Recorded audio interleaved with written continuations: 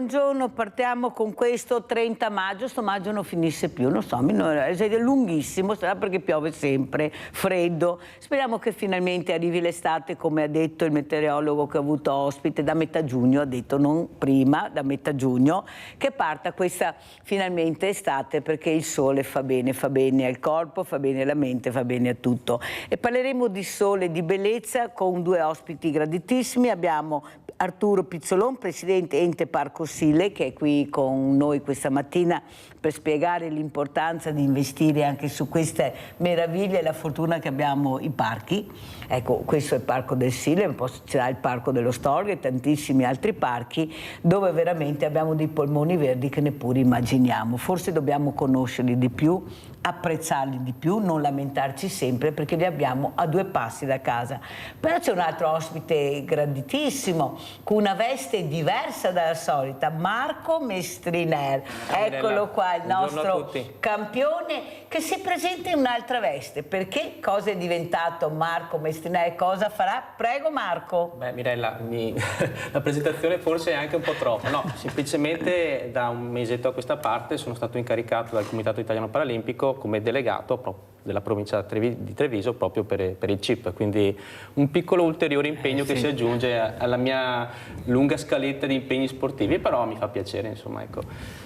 Allora saluto anche il dottor Alessandro Gava, oncologo, Lega regionale contro i tumori. Grazie anche a lei, dottor Gava, di essere qui con noi questa mattina per capire anche l'importanza di un corpo in salute, del benessere, quanto importante è lo sport per queste, ecco, per questi ragazzi, per queste persone che forse con l'attività fisica sono riusciti a passare quel baratro che magari ti trovi quando ti viene diagnosticato qualcosa che non penseresti mai di riuscire a superare questa asticella, invece poi vediamo che grazie anche a queste discipline sportive sono riusciti a fare questo e grazie anche al dottor Gava di essere qui con noi per spiegare l'importanza sport e benessere. Mirella, buongiorno grazie, ai suoi ospiti e ai telespettatori. Grazie dottor Gava, veramente grazie. Allora, inizierei proprio da te Marco Mestriner. Io ho avuto ieri, Marco, poi spiegheremo per chi non conoscesse Marco anche quanto ha superato anche lui l'asticella per diventare quello che è diventato.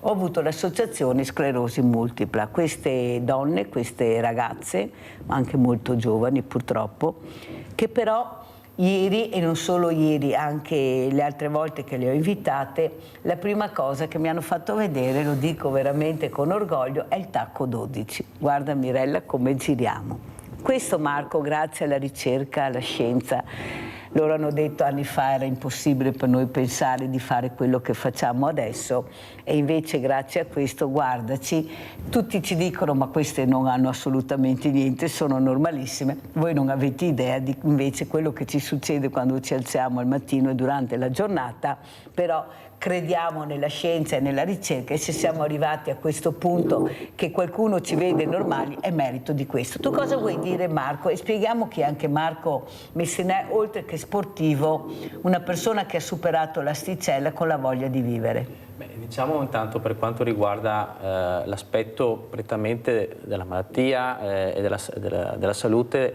sicuramente, come dicevi tu, al giorno d'oggi fortunatamente abbiamo i mezzi medici e scientifici per fare delle cose che fino, io dico 10-15 anni fa, sembravano impossibili.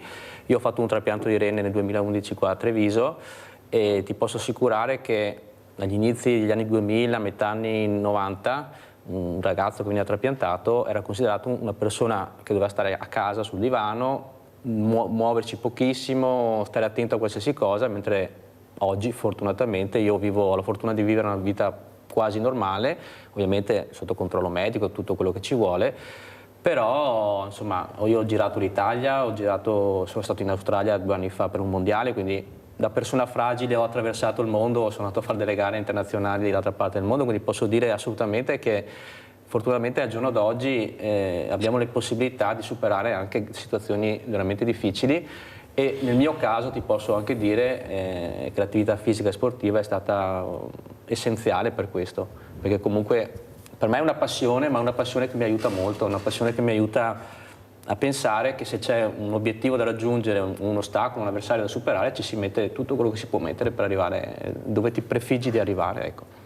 Avete capito? Allora il dottor Gava, oltre ad essere un oncologo, è anche coordinatore regionale della LILT, questa LILT che sta crescendo sempre di più, questa LILT che sta cercando di far capire l'importanza della prevenzione, e quasi tutte sono donne che si sono riboccate le maniche, che hanno veramente aiutato anche il dottor Gava a crescere sempre più nel tempo, proprio con la prevenzione, con degli eventi veramente importantissimi. Prego, dottor Gava, sport, benessere su un corpo magari fragile, ma che riesce a superare la stanchezza, la depressione, prego.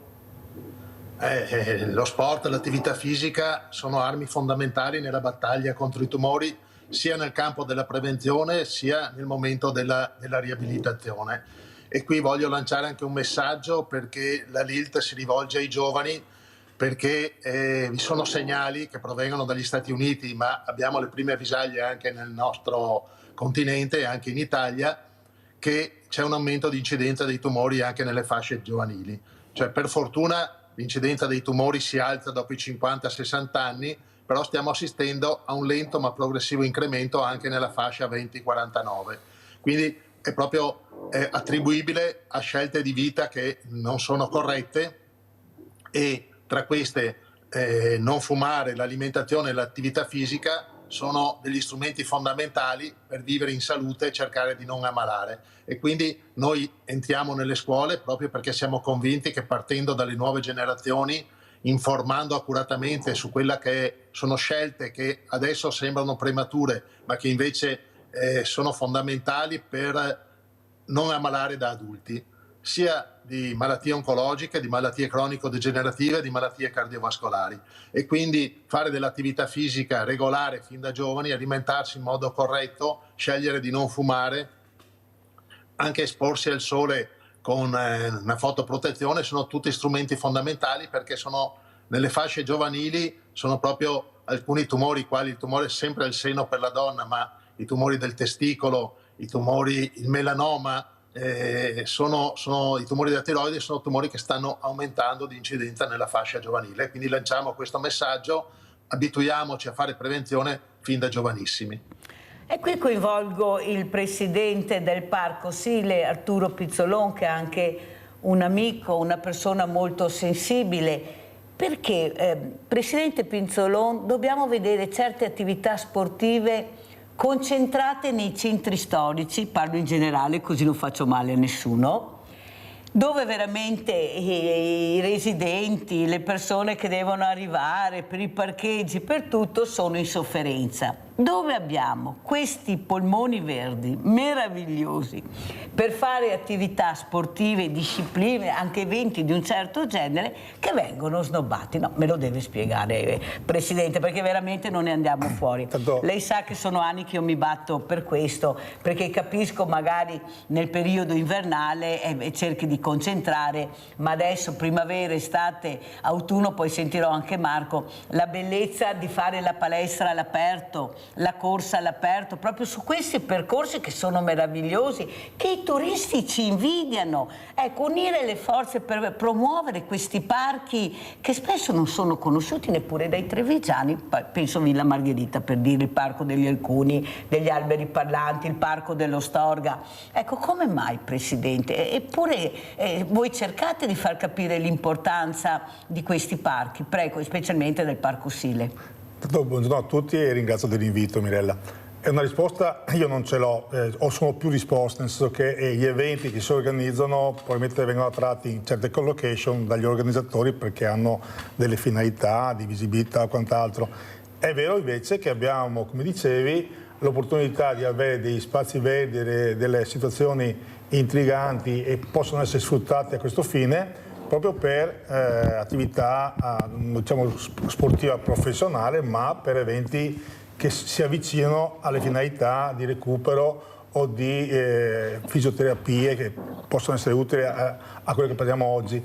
Il Parco del Sile in primis si presta sulle piste che gestisce Treviso Stilia Greenway, anche se devo dire che abbiamo cercato di rallentare le gare professionistiche, Gravel in primis, che ci hanno chiesto di realizzare, le abbiamo contingentate in qualche maniera, perché sono piste ciclopedonali dove prevalentemente i trevigiani vanno a camminare anche in carrozzina, vanno a camminare anche in un periodo di riabilitazione, si trovano tranquilli nel periodo estivo anche all'ombra fortunatamente, e c'è la convivenza tra i pedoni e i ciclisti. È un problema che stiamo proprio valutando in questi giorni, perché qualche episodio in contrasto fra questi due fruitori si realizzano. Il ciclista a volte, e parlo di quelli della mia età, che pensano di essere ancora prestanti e partono a Treviso, vanno a Porte Grandi con la bici sportiva e il cronometro del tempo, e poco rispetto hanno dei pedoni che invece vogliono gustarsi appieno la Riva del Sile o la Treviso Stilia, per cui c'è questo contrasto, questa competizione, perché il ciclista a volte non rispetta il pedone e allora qualche episodio increscioso si è registrato. Dovremmo un attimino andare a regolamentare la velocità, perché la bici non può sfrecciare a velocità assurde 30-40 km all'ora. Se sei un professionista vai nei posti, nei impianti professionistici o vai per la strada. Le piste del Sile sono prevalentemente portate a ospitare gente che vuole gustare tranquillamente l'ambiente, il Sile, la natura, sentire anche gli uccelli, perché da un punto di vista psicologico non sono ovviamente formato come il dottor Gava, ma questo aspetto giova molto alla riabilitazione e al sentimento interno delle persone, e ne abbiamo giornalmente riscontro, perché oltre a qualche mail di critica perché l'erba è alta sulle piste, e poi la spiegherò anche perché noi comunque, vi spiego subito, siamo anche vincolati dalle regole del parco, noi non possiamo andare a sfalciare fino Andiamo che c'è anche le immagini del parco del Sile, per cortesia, grazie, prego. Non possiamo sfalciare nel periodo di edificazione, perché rischiamo, come già successo, di sfalciare qualche nidiata, certo. E quindi dobbiamo intervenire da luglio in poi, e questo a volte viene contestato perché la pista si restringe, un effetto collaterale della situazione in cui ci troviamo. Però ripeto, dal Covid, ma anche prima in poi, le piste del Parco del Sile, Treviso Stilia, ma anche il Greenway, sono estremamente frequentate, anche di prima mattina. Se noi andiamo di buon'ora alle 5, troviamo gente che corre, cammina, fotografa. Eccolo qua, guardate la bellezza, ma guardate la bellezza di queste oasi naturali che abbiamo la fortuna di avere. È vero, Presidente, però la mia riflessione era un'altra. È vero quello che dice lei, però sono due cose, due strade parallele. Nel senso, gli eventi vengono fatti 3-4 volte l'anno, diciamo, no? Sì. Perciò l'evento è una cosa, la fruibilità giornaliera è un'altra. Allora, come si chiude il centro storico sabato e domenica per l'evento, si può chiudere anche questo percorso nel momento che c'è un evento importante, dove la gente può ammirare, però nella maniera dovuta, come si fa nel centro storico. Perché io sono dell'idea che dobbiamo abituarci anche a dare spazio alla voce dei giovani, perché il futuro è nelle loro mani e loro sono quelli più vicino all'ambiente. Voglio sentire anche a Mestrinar cosa dice, ecco, cosa vuol dire correre magari su questi parchi meravigliosi, fare discipline sportive. Sono loro che ci chiedono questo, Presidente. E noi dobbiamo dare voce a questo, perché il futuro è nelle loro mani e loro sono quelli che protestano per l'ambiente, sono quelli che scendono nelle piazze, perché io non vedo i diversamente giovani, vedo i ragazzi, le ragazze, perché loro sanno l'importanza dell'ambiente. Cosa ne pensa, dottor Gava, anche di quello che ha sentito? Io Mirella abito a Santa Maria del Rovere, a 100 metri dall'ingresso di due parchi, di quello di Villa Manfrin e quello dello Storga, per cui li utilizzo direttamente e ho questa fortuna. E in effetti anch'io incontro molte persone, e sono d'accordo con quello che diceva il Presidente in precedenza, che camminare, muoversi nella natura, vedere il verde che spunta, sentire gli uccelli che cantano, sicuramente aiuta molto dal punto di vista psicologico a sentirsi in contatto con la natura e a sentirsi meglio. E per dirvi un progetto riabilitativo che noi abbiamo per le donne operate al seno è la Voga in Dragone, un Dragon Bot che solca il Sile. Abbiamo una quarantina di donne che fa questa pratica sportiva guidate da un allenatore professionista, da un'equipe che le segue, ed ha un successo enorme. Le donne ogni volta che scendono poi dalla barca ci dicono come si sentono felici di questa esperienza, che è in sé riabilitativa da un punto di vista fisico, perché la voga con la pagaia aiuta anche la riabilitazione del cingolo scapolo-omerale per le donne operate, ma aiuta anche a stare insieme, aiuta anche a sentirsi appunto immerse nella natura. Sono tutte esperienze che sono senz'altro utilissime anche dal punto di vista riabilitativo, e la camminata veloce è uno strumento indispensabile per fare un'attività fisica consentita a tutte le età, senza strumenti, senza costi, e avere la fortuna di avere tanti posti. Conosco benissimo anche la pista dello Stiglia, in cui ogni tanto andiamo con gli amici, è sicuramente un'opportunità che va sfruttata. Poi dal punto di vista degli eventi, tu hai ragione, gli eventi vengono visti con una molteplicità di punti di osservazione, per cui ad alcuni piace camminare nella città, usufruire poi dei servizi che questa offre, altri preferiscono andare in mezzo alla natura, e siamo tutti diversi, e quindi dovremo cercare di conciliare queste varie possibilità che il nostro territorio ci offre.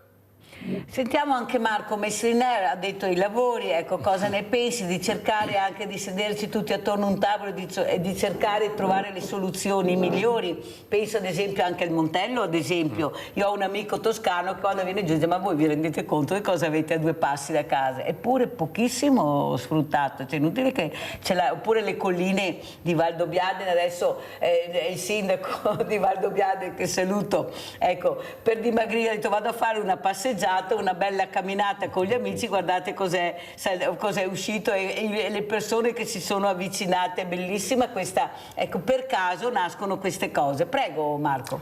Beh, io ti posso parlare un po' della mia esperienza personale, perché io sono un po' fruitore di tutti i parchi che abbiamo qua a Treviso, perché la Treviso Stiglia per me per esempio è un luogo bellissimo da andare in bicicletta, passeggiare in bicicletta.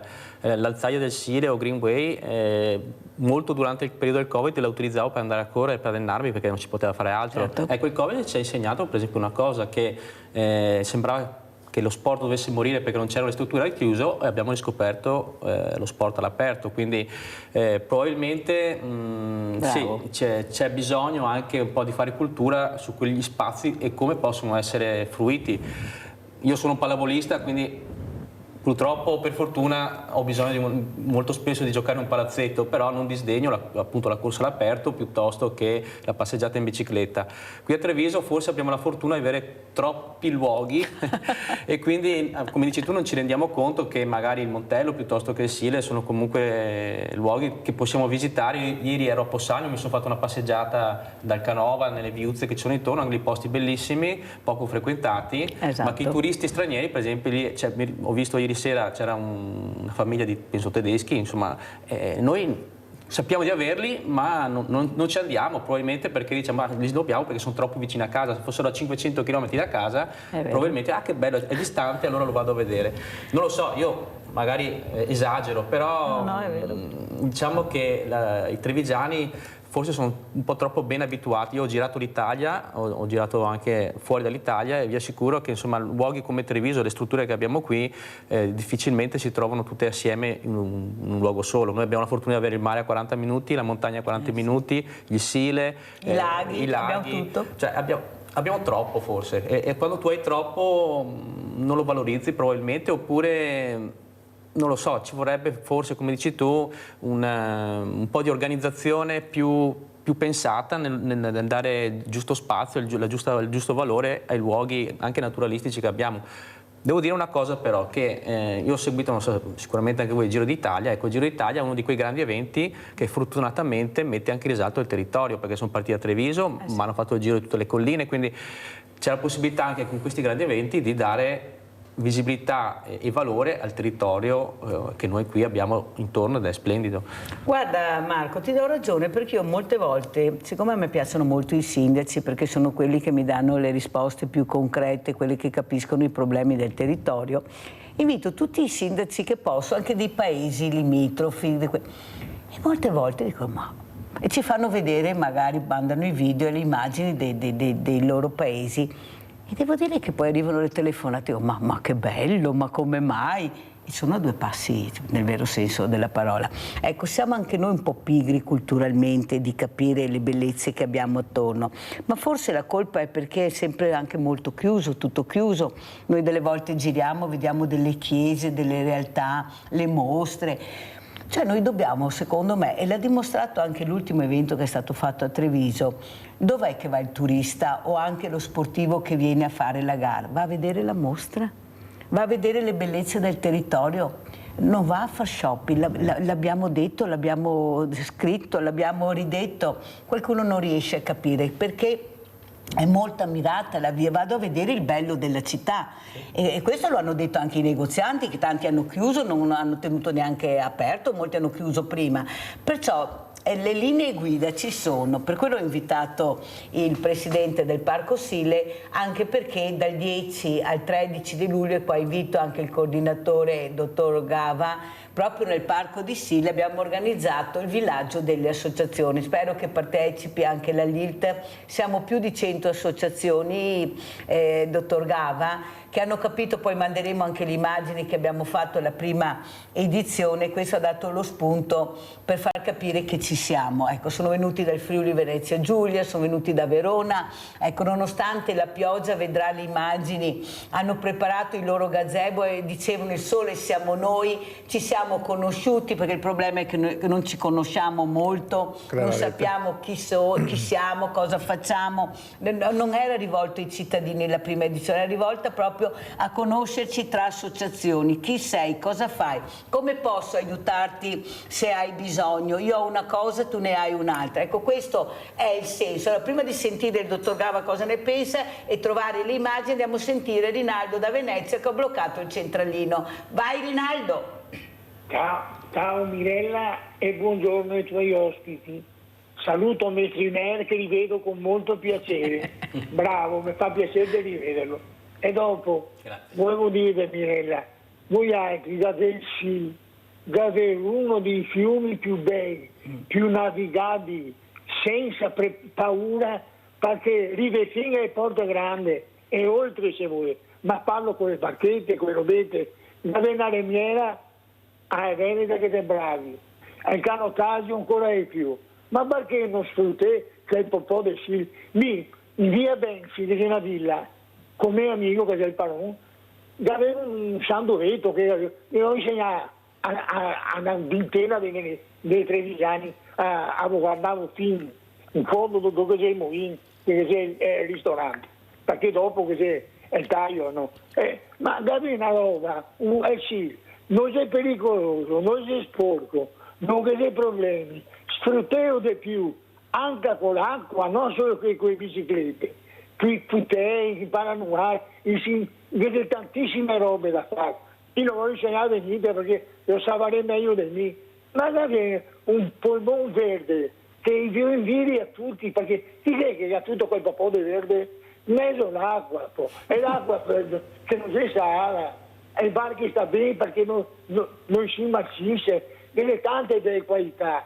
Mi condavo, andavo fino in fondo che dei vicini, no? Ma grandi.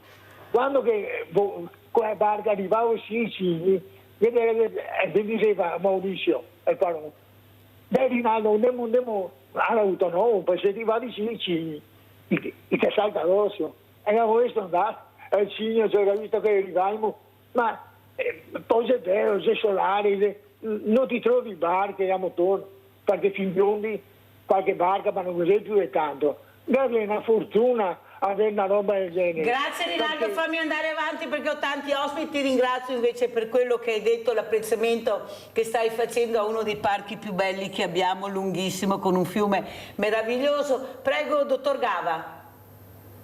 Sì, noi abbiamo questa fortuna in effetti e quindi dobbiamo cercare di sfruttarla. È una possibilità che è offerta a tutti i trevigiani, come dicevi, avendo molto delle volte non si valorizza adeguatamente, ma sono convinto, come ha detto chi mi ha preceduto, che sono tutte opportunità che vanno sfruttate, vanno promosse e in effetti anch'io quando mi muovo nella provincia, accennavate prima a Possagno, è un paesaggio meraviglioso, intaccato anche meno dallo sviluppo industriale, quindi meno gravato nel paesaggio da capannoni o altre strutture, è rimasto come era il secolo scorso, e quindi sono tutti paesaggi, territori da valorizzare. Allora andiamo a vedere anche Sport e Benessere di Marco Mestriner, quello che ha detto appunto a questo convegno che è stato fatto al Parco del Sant'Artemio, all'ippodromo in particolare. Andiamo a sentire. Intanto buonasera a tutti, sono felicissimo di aver sentito il dottore che parlava di trapianti. Io sono trapiantato di rene, faccio parte della Nazionale Italiana Trapiantati e coordino a livello nazionale come coordinatore degli sport anche tutti i trapiantati italiani che fanno sport, quindi ho avuto un po' di esperienze personali nel campo. Io ho dovuto fare un po' di necessità virtù, nel senso che io sono nato con una malattia cronica renale, quindi facevo sport, facevo pallacanestro semplicemente perché davanti a casa avevano costruito una palestra, quindi mia mamma ha detto vai, e io ho preso proprio letteralmente la palla al balzo e ho cominciato a giocare a pallacanestro. Fatto sta che qui a Treviso adolescenziale la mia malattia praticamente cominciava a essere un pochino più presente, quindi il medico sportivo, penso fosse stato proprio il dottor Sarto all'epoca, mi tolse l'idoneità agonistica perché purtroppo avevo la malattia che non permetteva di svolgere quell'attività. Però io sono un po' testa dura, come probabilmente qualcuno che deve affrontare qualche tipo di problema, invece di smettere di fare sport ho cominciato a farne il doppio. Quindi oltre che allenarmi il doppio in palestra, ho cominciato a esplorare anche sport diversi, quindi dalla pallacanestro sono passato al tennis, al nuoto, ho fatto un po' di pattinaggio, eccetera. Certo che non è facile, nel senso che comunque ti senti sempre un po' al di fuori di quello che può essere il tuo percorso che avevi sognato e immaginato. Io poi ho fatto un trapianto nel 2011 e questo mi ha permesso di riprendere in mano la mia vita in maniera un po' diversa. A livello sportivo posso dire che comunque per me, e lo confermo non solo perché sembra una frase fatta, ma lo sport per me è proprio una medicina. Io per esempio durante il Covid, che ero fermo, i miei valori sanguigni hanno cominciato un po' ad andare fuori dai normali ranghi, quindi veramente, a parte la passione che io provo per lo sport, ma mi dà anche la possibilità di stare bene e anche di affrontare quelli che sono i periodi un po', perché i trapiantati ogni tanto hanno dei periodi un po' su e giù, che fanno, lo sport mi permette di affrontarli in maniera un po' più, come si può dire, senza abbattersi alla prima difficoltà, ecco, diciamo così.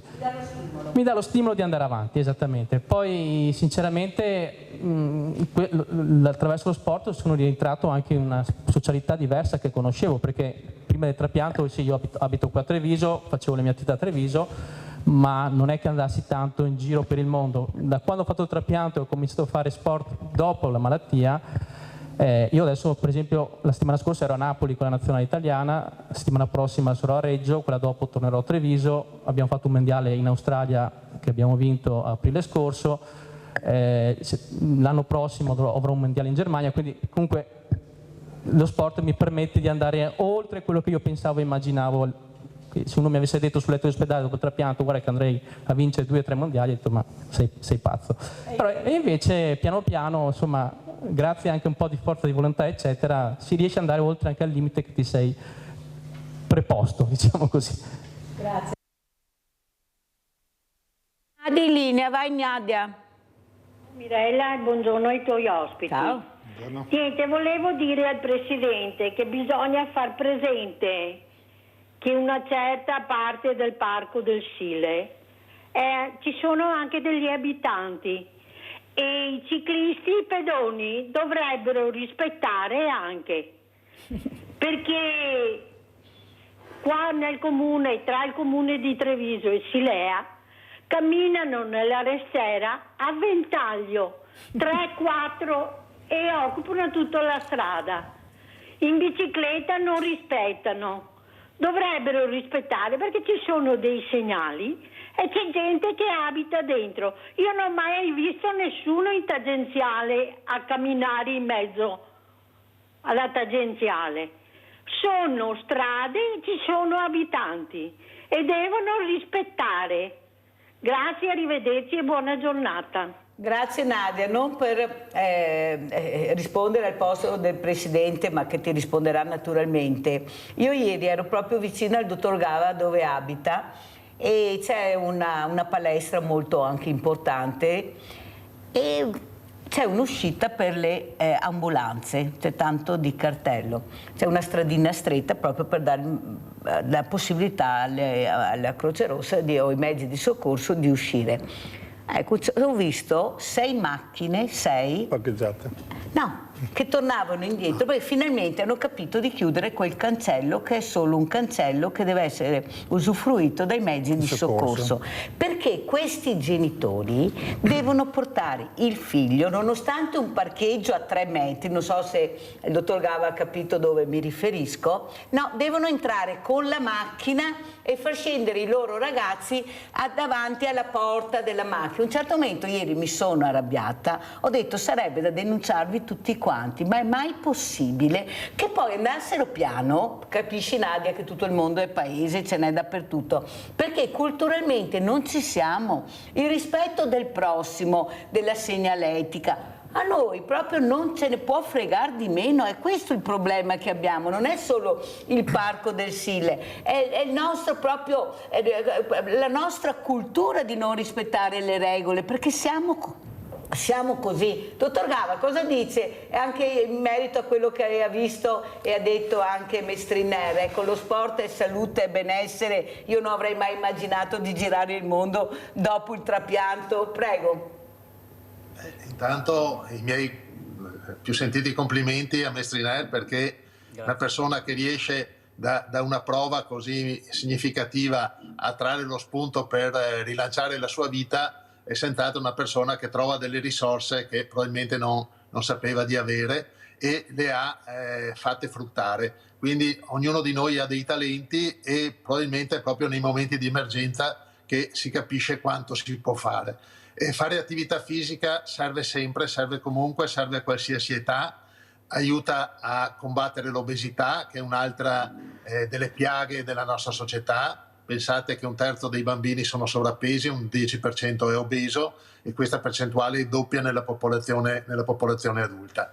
L'obesità di per sé una volta l'obesità era considerata solo un estetismo, adesso sappiamo che è invece una fonte di gravi conseguenze per la salute della persona, perché a livello del grasso addominale soprattutto ristagnano delle sostanze che possono essere promotori di infiammazione cronica, che può essere una premessa anche per lo sviluppo di alcune neoplasie. E quindi è fondamentale l'attività fisica perché ci mantiene in forma, perché mantiene in forma il nostro sistema endocrino, quello ormonale, che ci aiuta a sentirci meglio, sviluppa delle endorfine che migliorano il tono dell'umore e ha ripercussioni positive sul nostro sistema cardiocircolatorio, riduce appunto attraverso la riduzione dell'obesità questi rischi cardiovascolari e oncologici e permette di ridurre anche l'incidenza dei tumori e si è visto da alcuni studi e tante volte abbiamo invitato ai nostri incontri anche il dottor Sarto proprio che ha spiegato come riduce anche il tasso di recidive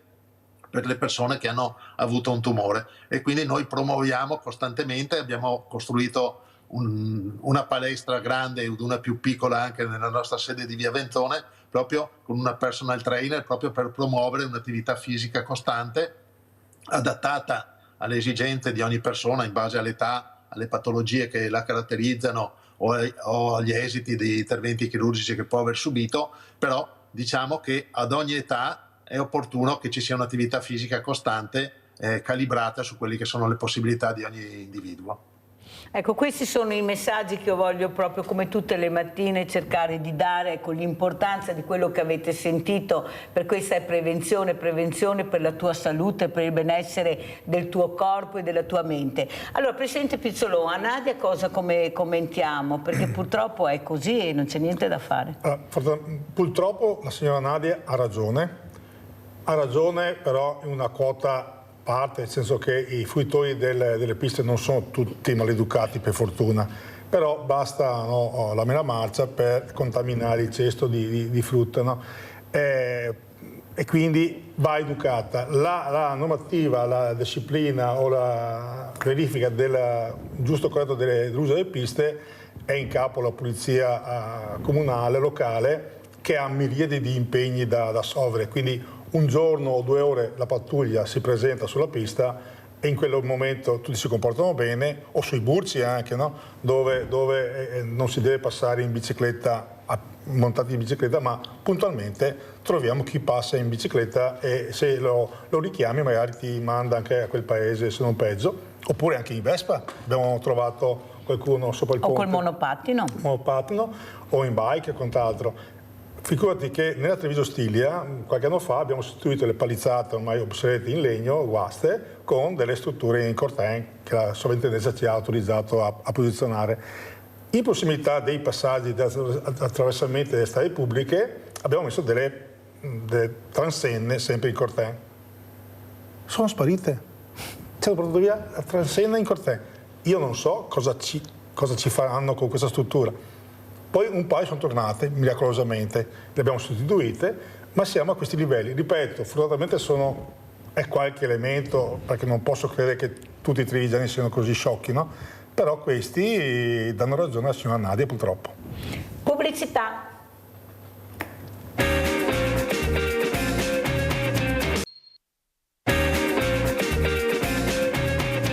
Andiamo a vedere questo bellissimo percorso che ci ha portato Faustino Lorenzetto, perché voglio sentire anche cosa ne pensa il presidente del Parco Sile di questo uomo, di questa figura che sta cercando di coinvolgere anche i giovani nella pulizia di questi percorsi bellissimi. Andiamo a vedere.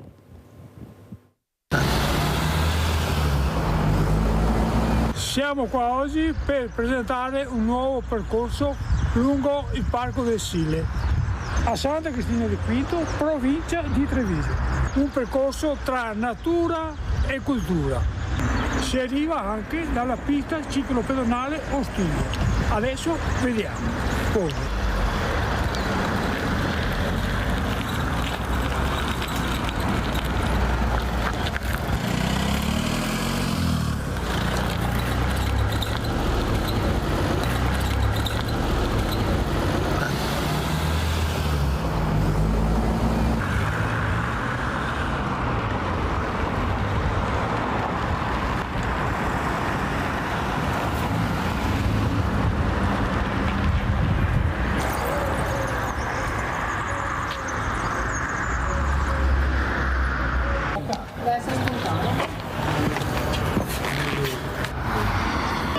Il pittore Lorenzo Lotto nasce a Venezia nel 1480, esordisce a Treviso nei primi anni del Cinquecento e in seguito lavora nelle Marche, a Bergamo, a Venezia, ancora a Treviso e ancora nelle Marche.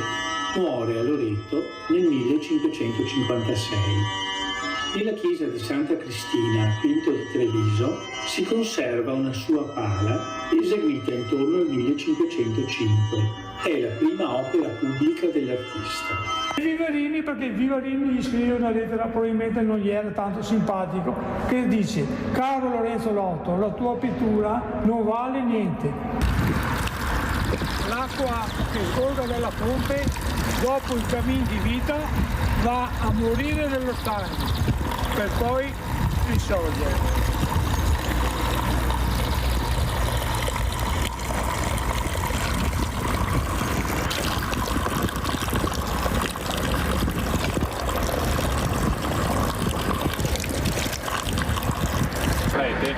Dove andare?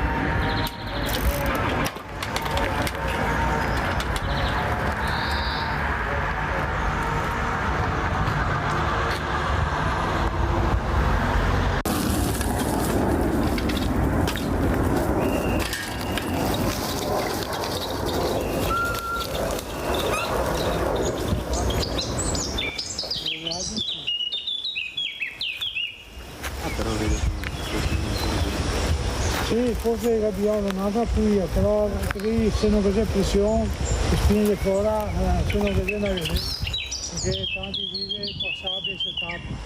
Poi abbiamo fatto una conclusione di un banco,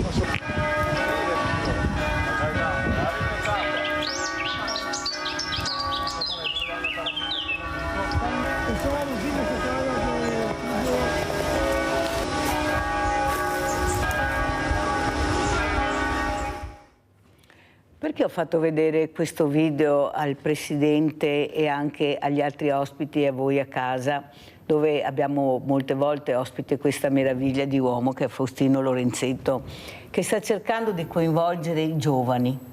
Ecco, perché forse non abbiamo capito che dobbiamo andare a parare proprio su quei giovani che si comportano male. Poi vedremo anche questo ragazzino che è stato pestato da una banda di altri ragazzi.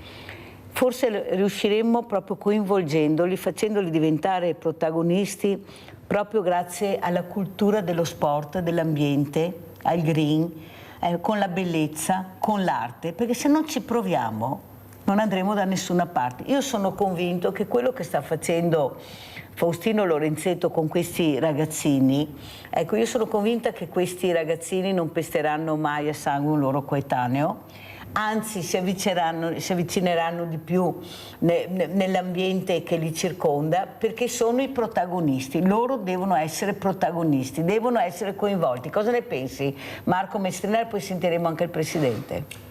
Guarda, io ti porto una piccola testimonianza proprio fresca di ieri sera. Io sono stato ieri come delegato del Comitato Italiano Paralimpico a una conferenza stampa di una neo società calcistica che è nata proprio lì alle pendici del Monte Grappa, e uno dei dirigenti sportivi ha detto una frase che mi ha colpito molto, che la cultura sportiva deve insegnare soprattutto una cosa, una parola sola, ha usato: la gentilezza.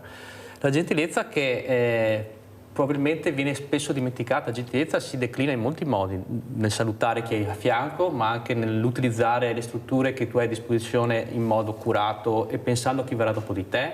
La gentilezza nei rapporti, quindi anche rispetto, non so, con l'allenatore, piuttosto i compagni di squadra. E tutto questo poi si declina ovviamente anche nella vita quotidiana, quindi se noi guardiamo, come dici tu, a quello che può dare in questo caso lo sport, è sì la felicità di competere in una gara, piuttosto che vincere una medaglia, piuttosto che, ma deve anche essere un mezzo per insegnare a chi inizia ad avvicinarsi all'attività sportiva delle regole che poi diventano regole di uso quotidiano. Io, tra le altre cose, sono anche un allenatore, alleno delle ragazze di 13-14 anni, e ti posso assicurare che non sempre è facile come figura di riferimento all'interno di un gruppo mantenere un certo tipo di comportamento, e bisogna insegnare che quando si entra in un determinato ambiente o comunque si entra in contatto con delle altre persone esistono dei sistemi, delle regole che bisogna rispettare. E lo sport in questo aiuta molto, perché se tu vuoi raggiungere un obiettivo sai bene che hai una strada da percorrere, se ti piace la percorri, se non ti piace ti metti tu stesso fuori da quella strada lì. Sentiamo anche il Presidente. Io non ho esperienza relativamente ai giovani, però il concetto di avvicinare i giovani a un'attività di volontariato in questo contesto li porta a formarsi in un certo indirizzo e non a fare i bulletti in piazza. Però ti porto un'esperienza che abbiamo fatto noi al parco qualche anno fa, con una convenzione con le carceri di Treviso. Ospitavamo alcuni ospiti delle carceri nell'ultimo periodo di reclusione e venivano a fare lavori utili. Li abbiamo formati, assicurati e quant'altro. Uno di questi, un sudamericano, una volta scontata la pena, comunque è tornato da noi a fare delle attività così di volontariato, e non solo, accompagnato anche dalla sua compagna, sempre una ragazza del Sud America, che per un certo periodo continuava a fare attività di pulizia di alcuni sentieri alle sorgenti, totalmente gratuita, totalmente volontaria. Ai miei occhi non sembrava un galeotto, sembrava una persona affidabilissima. Che ha sbagliato, ma che probabilmente io non sta vedo cercando tutto, di reintegrarsi. Però mi ha colpito e adesso coglievo l'occasione per riportare questa esperienza. Ecco. Allora guardiamo proprio quello che è successo nel Parco del Sile, ecco, dove si faceva la festa della Sardea famosa, dove veramente arrivavano tantissime persone, che la riproporremo. Rimane sempre il nome Sardea per far capire dove siamo, dal 10 al 13, e guardate in una giornata di pioggia cosa è successo. Quella domenica domenica sfortunatamente pioveva, hanno preparato i gazebo come se ci fosse un sole splendente, l'importanza anche di sentirsi uniti, ecco, per la prima volta scambiarsi anche le riflessioni, cos'è il volontariato, come fare per riuscire ad arrivare a quelle persone che magari non riusciamo ad arrivare per la burocrazia, ecco, queste associazioni veramente che dicevano ma guarda, ma io non sapevo che c'eri anche tu, quello che facevi, si sono scambiati veramente, ecco, le opinioni, le riflessioni, andavano a trovarsi nei gazebi, perché era questo, non era rivolto ai cittadini, i cittadini invece verrà riproposto dal 10 al 13 luglio, dove grazie anche al presidente Pizzolon parteciperà anche lui come presidente del Parco Sile con un gazebo proprio per promuovere, anche dedicato al Parco del Sile. Cosa ne pensa? Guardi che belli che siamo. Ma queste sono situazioni, è banale dire, da stimolare, perché è fondamentale migliorare la rete. Già tra situazioni si parlano, però come dicevi non c'è un contatto continuativo, quindi sono situazioni in cui si va a cementare un rapporto, perché un'attività che viene realizzata da soli ha un peso, ha un effetto, realizzata in coordinamento con altre associazioni ha un effetto totalmente decuplicato, per cui ho accettato ben volentieri il tuo invito di partecipare in questa occasione e ci vedremo in quei giorni. Grazie Presidente. Mestriner, allora come ormai il tempo è terminato, vediamo se riusciamo anche a ricollegarci con Alessandro Gava, col dottor Gava. Allora Marco, cosa vuoi dire? Questi messaggi che sono arrivati questa mattina speriamo facciano ben sperare di riunire le forze, di far capire l'importanza del benessere che riesce a fare anche lo sport, ma anche l'unione, l'integrazione. Prego. Mi stavo pensando mentre vedevo queste immagini qui di questa giornata che avete fatto, bisogna sempre ricordare che anche dietro le attività sportive o i grandi eventi c'è sempre una componente fondamentale che è il volontariato, e qui in Veneto, soprattutto nella zona di Trevigiano, il volontariato è un settore che per fortuna va molto forte. Io stesso faccio il volontario in un'associazione di malati come me di rene o trapiantati, e devo dire che tante attività che si fanno e che portano gran beneficio al sociale, alla società, derivano proprio da azioni di volontariato, quindi da spinte dal basso che fanno sì che si possa poi sensibilizzare su tematiche come quelle dell'attività fisica o del benessere o della prevenzione di talune malattie, o comunque di possibilità magari di sfruttare delle occasioni di recupero dopo una situazione magari di difficoltà, che senza azioni di volontariato rimarrebbero sconosciute. Quindi giornate come queste, dove appunto, come diceva il Presidente Pizzolon, si crea rete, si crea conoscenza, sono fondamentali, ed sono d'accordo con lui, è banalissimo dire che andrebbero non solo incentivate ma moltiplicate, perché comunque più rete si fa, più possibilità si dà alle persone di avere a disposizione, io chiamo delle armi, per affrontare poi le situazioni impreviste, perché noi pensiamo sempre di essere fortunati, ma la fortuna alle volte cambia anche, può cambiare, quindi più possibilità si hanno davanti, più, come diceva un vecchio detto, che non è il brutto o il cattivo tempo, ma il brutto o il cattivo equipaggiamento, e nella vita l'equipaggiamento è appunto la possibilità di avere conoscenze su quello che si ha di fronte, ed è fondamentale. Sentiamo, è tornato il dottor Gava. Come ci saluta, dottor Gava, e con quale messaggio vuole lasciare questa mattina a Sveglia Veneti? Penso che abbiamo lanciato molti messaggi, l'importanza di prendersi cura della propria salute, di cercare di coltivarlo fin da giovani, e il messaggio che lanciamo proprio rivolto ai giovani è dall'inizio della nostra vita che possiamo fare delle scelte adeguate per avere e conservare soprattutto questo grande dono della salute.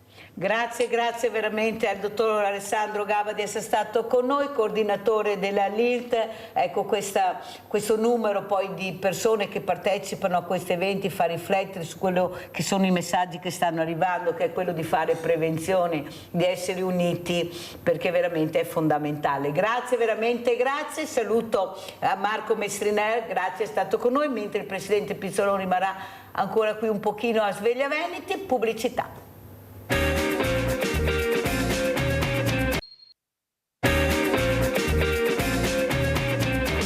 Ci ha raggiunto nella seconda parte Paola Brutocao, che fa parte del direttivo FIAB, questa associazione che adesso spiegherà perché è importantissima, perché vuol dire girare in bicicletta, girare in sicurezza, che veramente ringrazio di essere qui perché è molto importante. Saluto anche il professor Alessandro Minello, economista. Buongiorno professore, eccolo qua. So che lei ci deve lasciare alle 10:30, perciò le lascerò subito la parola per capire come siamo messi, perché non riusciamo più a capire niente come al solito, professore. Stiamo tutti bene, non ci sono problemi, ecco, è una meraviglia, tutto funziona. Invece io che ho un banco alimentare, professore, devo dire la verità che vedo una cosa completamente diversa, ma soprattutto, professor Minello, non riesco a collocare le persone dai 30 ai 60 anni. Ecco, io ho tantissime persone che mandano curricula ma nessuno risponde, non riesco a collocarsi, sono quasi tutti magazzinieri. Ma cos'è il lavoro? Ecco, la dignità del lavoro, dove si può cercare di trovare questa dignità? Perché io non riesco a capire, ecco, le aziende, io le ho, i rappresentanti delle piccole e medie aziende sono invece molto preoccupati. Prego, professor Minello. Sì, intanto grazie dell'invito e buongiorno a tutti. Il periodo che stiamo vivendo non è semplice, non è facile ed è un periodo potremmo dire di grandi contraddizioni, perché a livello sociale abbiamo due fasce di reddito che distinguono le famiglie, la fascia a reddito alto e la fascia a reddito basso. Non c'è più una fascia intermedia, nel senso che la fascia intermedia, che è fatta per lo più di redditi medi, ha visto erodersi il potere d'acquisto, e questo potere d'acquisto diminuito ha fatto sì che molte famiglie oggi si trovino in una situazione di povertà relativa rispetto a quella che poteva essere una decina d'anni fa circa, o comunque prima del Covid. Quindi c'è una polarizzazione tra chi sta molto bene e chi invece fa fatica a arrivare a fine mese.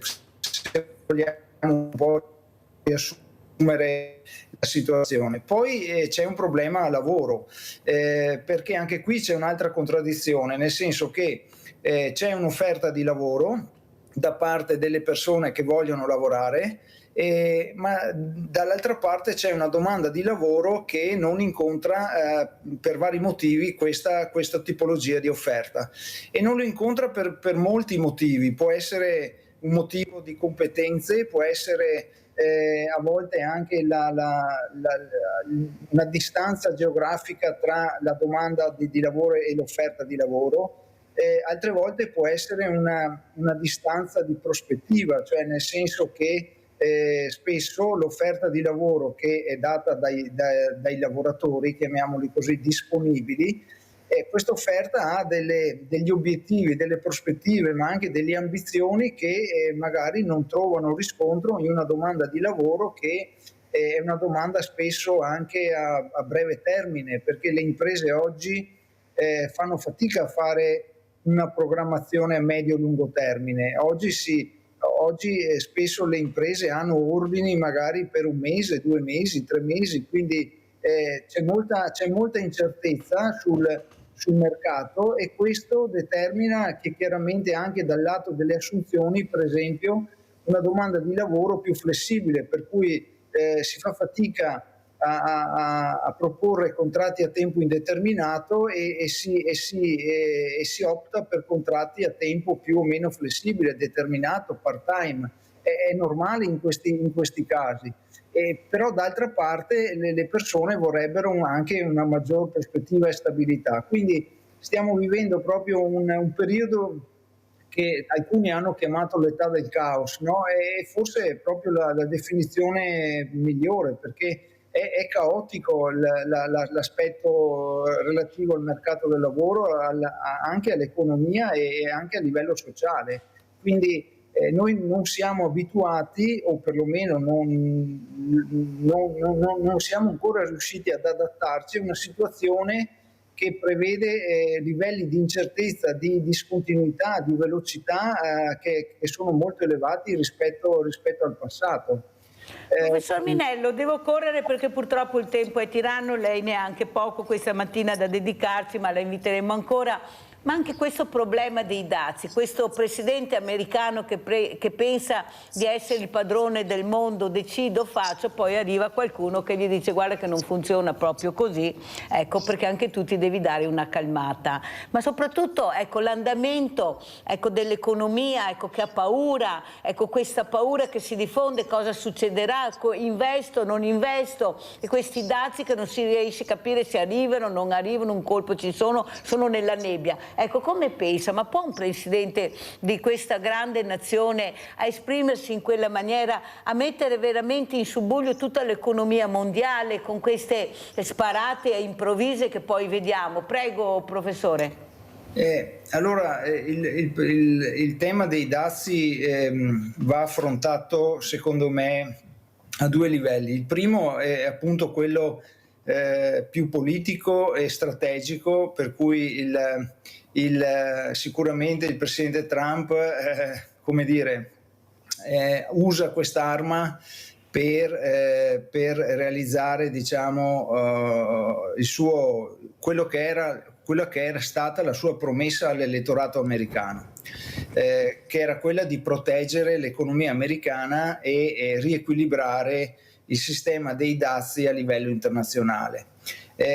Naturalmente da questo punto di vista, diciamo, politicamente questo ha creato molta incertezza e molto disagio tra tutti i governi a livello globale, e la reazione è stata quella di cercare accordi più o meno bilaterali per capire se è possibile limitare l'impatto di questi dazi. A livello europeo sicuramente è importante che sia l'Europa a dialogare con gli Stati Uniti e non ogni singolo Stato. A livello tecnico il dazio è sempre una limitazione al commercio, è sempre, come dire, un danno che determina nella maggior parte dei casi un aumento dei prezzi di vendita dei beni che vengono importati e che sono soggetti al dazio. Attenzione, i dazi hanno un senso, se si vuole proteggere un'industria nascente, se si vuole proteggere un mercato, diciamo, che ancora è a livello embrionale, ma al di fuori di alcuni casi in genere i dazi, meno dazi ci sono e meglio è per lo scambio. Per la nostra economia e in particolare per la nostra provincia, i dazi che Trump ha annunciato, che peraltro adesso dovremo vedere se e in quale misura saranno applicati, perché come vedete anche l'altro ieri c'era stato un ricorso di un tribunale di New York, poi bloccato dalla Corte d'Appello, cioè adesso c'è una battaglia giudiziaria in corso, quindi vedremo il risultato di questa cosa. Secondo una stima che avevo fatto di recente per la nostra economia, considerate che l'insieme di questi dazi, se i dazi sono intorno al 20%, supponiamo, come inizialmente preannunciato, l'economia provinciale, per l'economia della provincia di Treviso, questo vorrebbe dire una riduzione di circa 180-200 milioni di euro sul fatturato delle imprese che esportano, su un totale di circa 1,3 miliardi, 1.300.000 euro di export, quindi siamo intorno al 15% più o meno come impatto generale, che non è tantissimo, cioè nel senso che a livello complessivo non è così elevato. Poi però chiaramente a livello di singolo settore possiamo avere impatti diversi, perché per esempio sul settore comparto delle bevande e dei vini l'impatto potrebbe essere intorno ai 50 milioni di euro, 40 milioni di euro sulle apparecchiature meccaniche, quindi a livello di singolo comparto l'effetto potrebbe essere maggiore, diciamo. Io però I numeri in questo momento non giustificherebbero grandi allarmismi, nel senso, mi spiego, non che non ci sia un danno, perché i danni ci sono e ci saranno, ma non vedo al momento situazioni catastrofiche, come ho letto spesso anche da parte di più o meno esperti del settore di economia internazionale, eccetera. Diciamo che la cosa va monitorata, però dobbiamo anche abituarci a un sistema internazionale che oggi Trump e magari domani altri soggetti potrebbero rendere sempre più instabile il sistema degli scambi internazionali. Quindi questo significa che puntare sul prezzo di vendita di un prodotto potrebbe risultare perdente, cioè nel senso che l'elemento fondamentale è puntare sulla qualità, perché la qualità neutralizza il dazio. In che senso neutralizza il dazio? Nel senso che se io riconosco che quel prodotto è qualitativamente elevato e importante per il mio consumo, ecco che allora sono disposto anche, come dire, a pagare un po' di più quel prodotto, perché quel prodotto è qualitativamente importante per me. Se invece quel prodotto è, diciamo, di qualità normale e improvvisamente col dazio diventa più costoso, ecco che allora molte famiglie deciderebbero di non acquistare quel bene, naturalmente. Per cui l'effetto complessivo uno lo si vedrà man mano. Per ora non ci sono stati grandi problemi, anche perché a fronte dell'annuncio dei dazi molte imprese anche americane hanno aumentato le scorte, quindi paradossalmente le vendite in questo periodo sono aumentate e poi, ripeto, secondo me bisognerebbe vedere appunto se questi dazi saranno confermati, a che livello, perché se il livello dovesse essere non più il 20 ma già il 10, il 15%, probabilmente l'impatto reale sarebbe minimo e soprattutto questo indurrebbe molte imprese a esplorare anche nuovi mercati che oggi magari sono meno esplorati, e tutto sommato potrebbe indurre le imprese a innovare i propri prodotti e innovare anche i mercati di sbocco, per cui alla fine l'effetto negativo dei dazi verrebbe in qualche modo limitato da queste variazioni, in sostanza. Grazie professore, perché vede la chiarezza. Io dico sempre che ogni mattina andiamo a scuola perché ascoltiamo delle persone preparate, competenti, che dicono quella che è la situazione, perché come ha detto lei c'è la confusione totale. Allora io cerco di invitare gli esperti per far capire anche a casa, che hanno tutti il diritto di capire, gli ottantenni e i novantenni, perché sono anche curiosi, pagano anche le tasse, com'è la situazione attuale, visto che sono quelli poi che pagano le tasse realmente, che si ritrovano poi con pensioni bassissime e con stipendi veramente che sono da fame ormai, perché ormai andare dal fruttivendolo, caro professore, qualcuno ha detto, è come entrare in gioielleria, e questo non va assolutamente bene. Però mi sembra che la politica si preoccupi poco di questo, professore. Io, avendo un banco alimentare, lo dico tutte le mattine, io vedo la realtà che mi preoccupa molto. Invece, ecco, non arrivano barboni, arrivano famiglie che non ce la fanno arrivare a fine del mese. Ecco, è veramente una cosa preoccupante, tanto è vero che i poveri sono aumentati. Ma allora come si può fare? Come si può? Perché non è che lo stipendio venga aumentato dalla sera alla mattina, o la pensione, ma soprattutto far pagare le tasse a chi non le paga, professore. Ma è così difficile far pagare le tasse a chi non le paga? Eppure abbiamo le denunce dei redditi, sappiamo chi sono, però la politica sia di sinistra che di destra non ha mai avuto il coraggio di toccare quelli che dovrebbero pagarle assieme a quelli che le pagano, perché se le ritrovano poi nelle buste paga e nelle pensioni. Si può fare questo cambiamento culturale? Perché noi possiamo fare 2 finanziarie se tutte pagassero le tasse senza tanti problemi. Professore, la politica perché non interviene dove dovrebbe intervenire? Ma allora, quello dell'evasione è un problema che noi abbiamo, noi come paese abbiamo vorrei dire da sempre, rispetto diciamo anche ad altri paesi, dove pure l'evasione c'è, però è stimata in percentuale minore rispetto all'Italia. Io penso che l'evasione fiscale vada combattuta, anche distinguendo però situazioni in cui il mancato pagamento delle imposte può essere dovuto a ragioni differenti. Cioè, mi spiego, ci sono situazioni in cui ci sono grandi evasori, quindi addirittura soggetti che presentano dichiarazioni dei redditi nulle a fronte di un tenore di vita invece molto, molto elevato. E ci sono situazioni all'opposto di anche imprese che a causa della scarsa liquidità e della scarsa vorrei dire a volte anche ai mancati incassi che queste imprese subiscono, si trovano a dover decidere se a volte pagare le imposte o pagare gli stipendi. Se noi parliamo con alcuni imprenditori dicono io a fine mese ho dovuto scegliere se pagare i contributi o pagare gli stipendi perché non avevano soldi per tutto.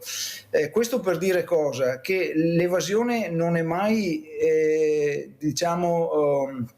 un elemento da giustificare in sé, però è un elemento che va affrontato analizzando secondo me le situazioni, per cui di fronte ai grandi evasori e comunque a chi sceglie di evadere pur avendo la possibilità di pagare le imposte, allora lì bisogna essere più severi, mentre bisognerebbe cercare di aiutare maggiormente chi le imposte le vorrebbe pagare ma magari in alcuni momenti non ce la fa, quindi non so, aumentare la possibilità di poter dilazionare le imposte per esempio, quindi cercare di, come dire, dare un respiro a quelli che le imposte le vogliono pagare ma materialmente non riescono a farlo. Questo vale anche per famiglie normali. È chiaro che questo riguarda prevalentemente il reddito indipendente, quindi la componente di impresa o professionisti o partite IVA eccetera.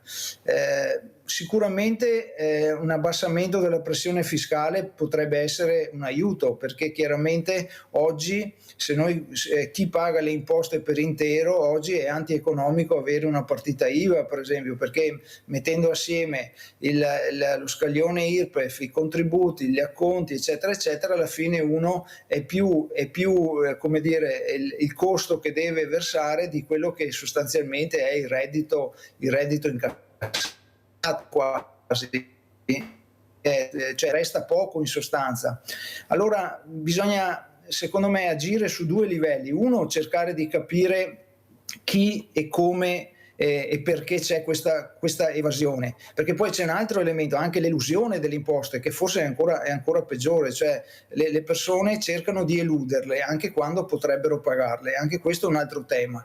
Mentre dall'altra parte sarebbe importante aiutare chi è in difficoltà nel pagamento di queste imposte ma in realtà le vorrebbe pagare, anzi queste persone vivono con grande sofferenza il fatto magari di non aver potuto pagare l'IVA per intero, e perché hanno dovuto scegliere appunto se pagare gli stipendi o versare l'IVA. Quindi io penso che ci sia un lavoro anche culturale da svolgere, che non possa essere onestamente risolto in 2 mesi, perché non è possibile, ma sia un percorso di, come dire, un nuovo patto sociale, se vogliamo, tra lo Stato e il lavoro, per trovare una struttura delle imposte e dei versamenti che sia sostenibile anche soprattutto per chi ha difficoltà in sostanza. Ecco, questo è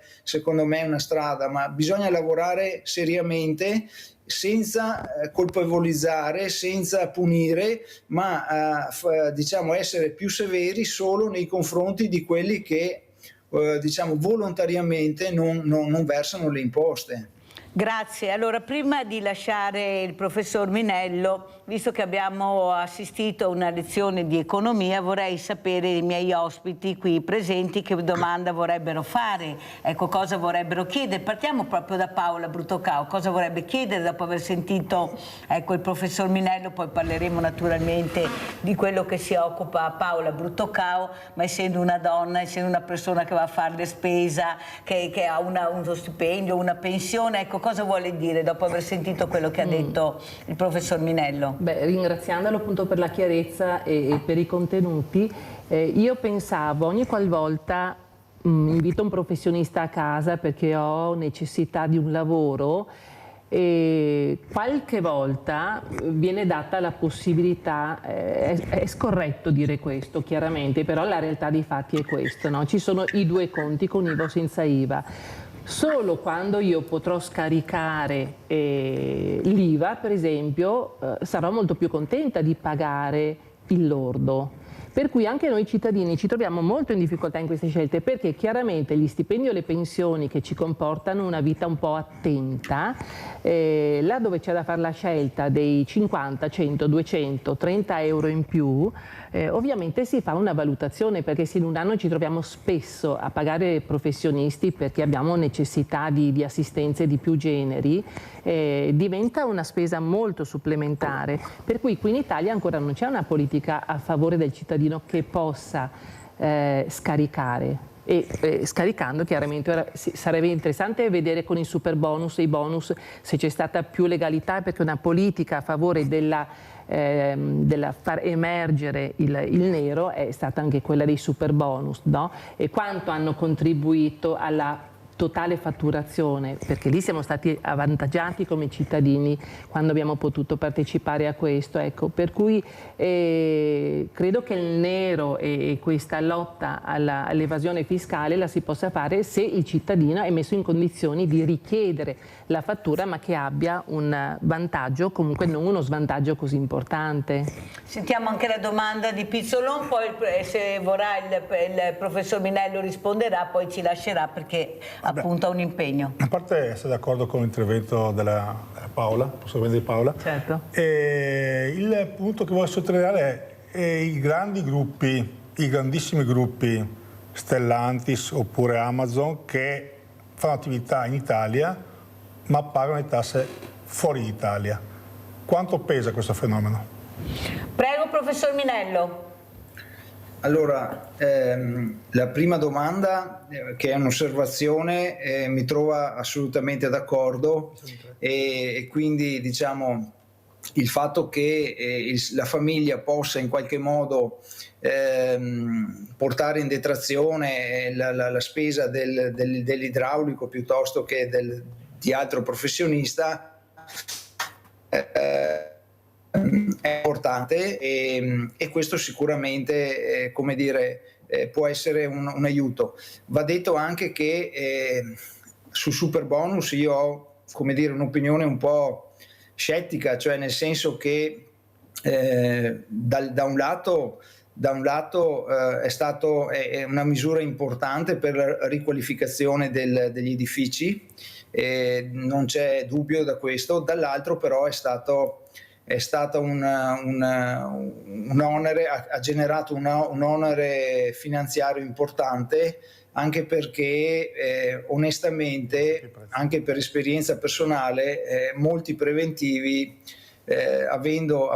potendo godere di questo super bonus, erano anche gonfiati negli importi, quindi diciamo che ci sono state luci e ombre in sostanza in questa misura, che di per sé può non essere sbagliata, anzi però forse andava studiata meglio, ecco, forse andava studiata meglio, e anche in futuro dovesse ripetersi va sicuramente studiata meglio. Poi andrebbe limitato il numero di beneficiari a chi veramente non può riqualificare la propria abitazione, rispetto a chi invece può farlo, diciamo, a proprie spese. Ma qui bisognerebbe lavorare, insomma, su questo tema, ecco, senza, ripeto, colpevolizzare nessuno, però impostare in maniera diversa. Per quanto riguarda le grandi aziende come Amazon, eccetera, questo è un tema chiave, cioè nel senso che ed è un tema su cui si sta discutendo molto, si sta lavorando molto a livello anche europeo. Non a caso ci sono state anche molte multe che sono state date a queste grandi aziende, però è chiaro che il fatto che l'azienda operi nel nostro paese e poi versi le imposte in Lussemburgo piuttosto che da altre parti, questo crea una simmetria sicuramente tra costi e benefici fiscali all'interno del nostro paese. Quindi è importante che ci sia sicuramente trovare un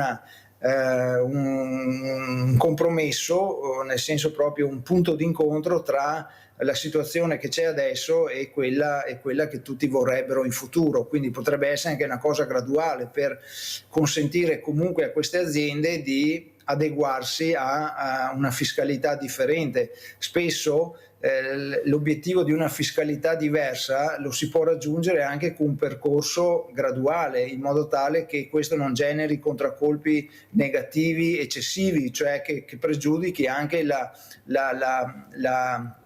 l'erogazione di un servizio. Faccio un esempio che non è legato a questo, però è legato proprio al tipo di gradualità. Ci sono, non so, vettori aerei che in alcuni aeroporti cambiano improvvisamente lo scalo aeroportuale perché gli aumentano le tasse di concessione, eccetera, eccetera. Anche qui questo genera un danno per il pubblico, per i cittadini che devono muoversi con l'aereo e soprattutto raggiungere certe mete dove magari è solo quel vettore o principalmente quel vettore che le rifornisce.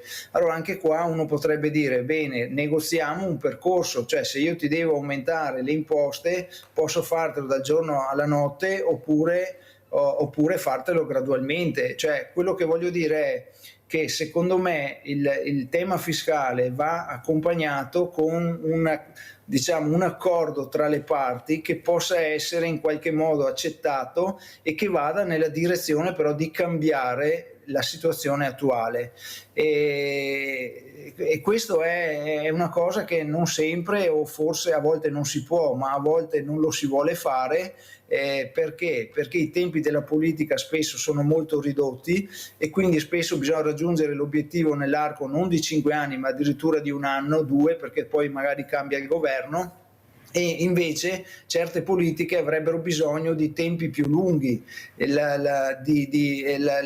Diciamo, le istituzioni di solito dovrebbero richiedere tempi più pazienti per certe cose, perché non si possono cambiare ripeto, istantaneamente. Se fosse così, allora potremmo dire da domani cambiamo il mondo. Non è così, bisogna trovare dei percorsi condivisi per migliorare la situazione attuale. Ma professor Minello, abbiamo 70 governi, penso che la quadra dovrebbero averla, li eleggiamo per quello, ma mi sembra che siamo sempre punto a capo, perché continuiamo a cambiare, si ferma tutto e non andiamo avanti. Questa è la realtà. Adesso se voi provate a fare qualche richiesta, qualche domanda, sia in regione che in qualsiasi parte, è tutto bloccato, perciò capisce bene che invece di andare avanti torniamo indietro. Allora io mi domando che forse dovrebbero accelerare, la politica dovrebbe accelerare anche con una burocrazia che ci sta soffocando, perché veramente non ne possiamo più e così non possiamo andare avanti.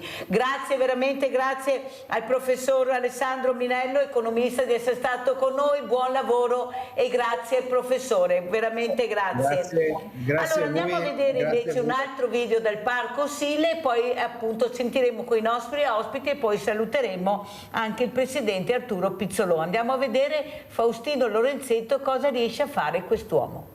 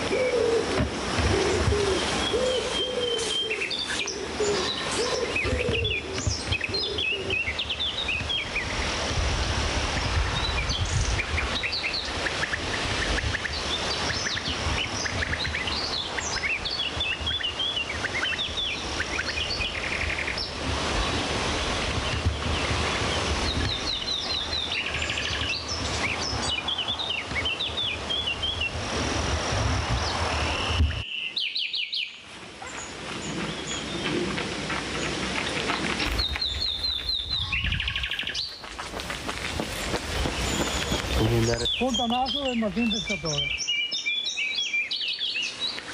Il Polle.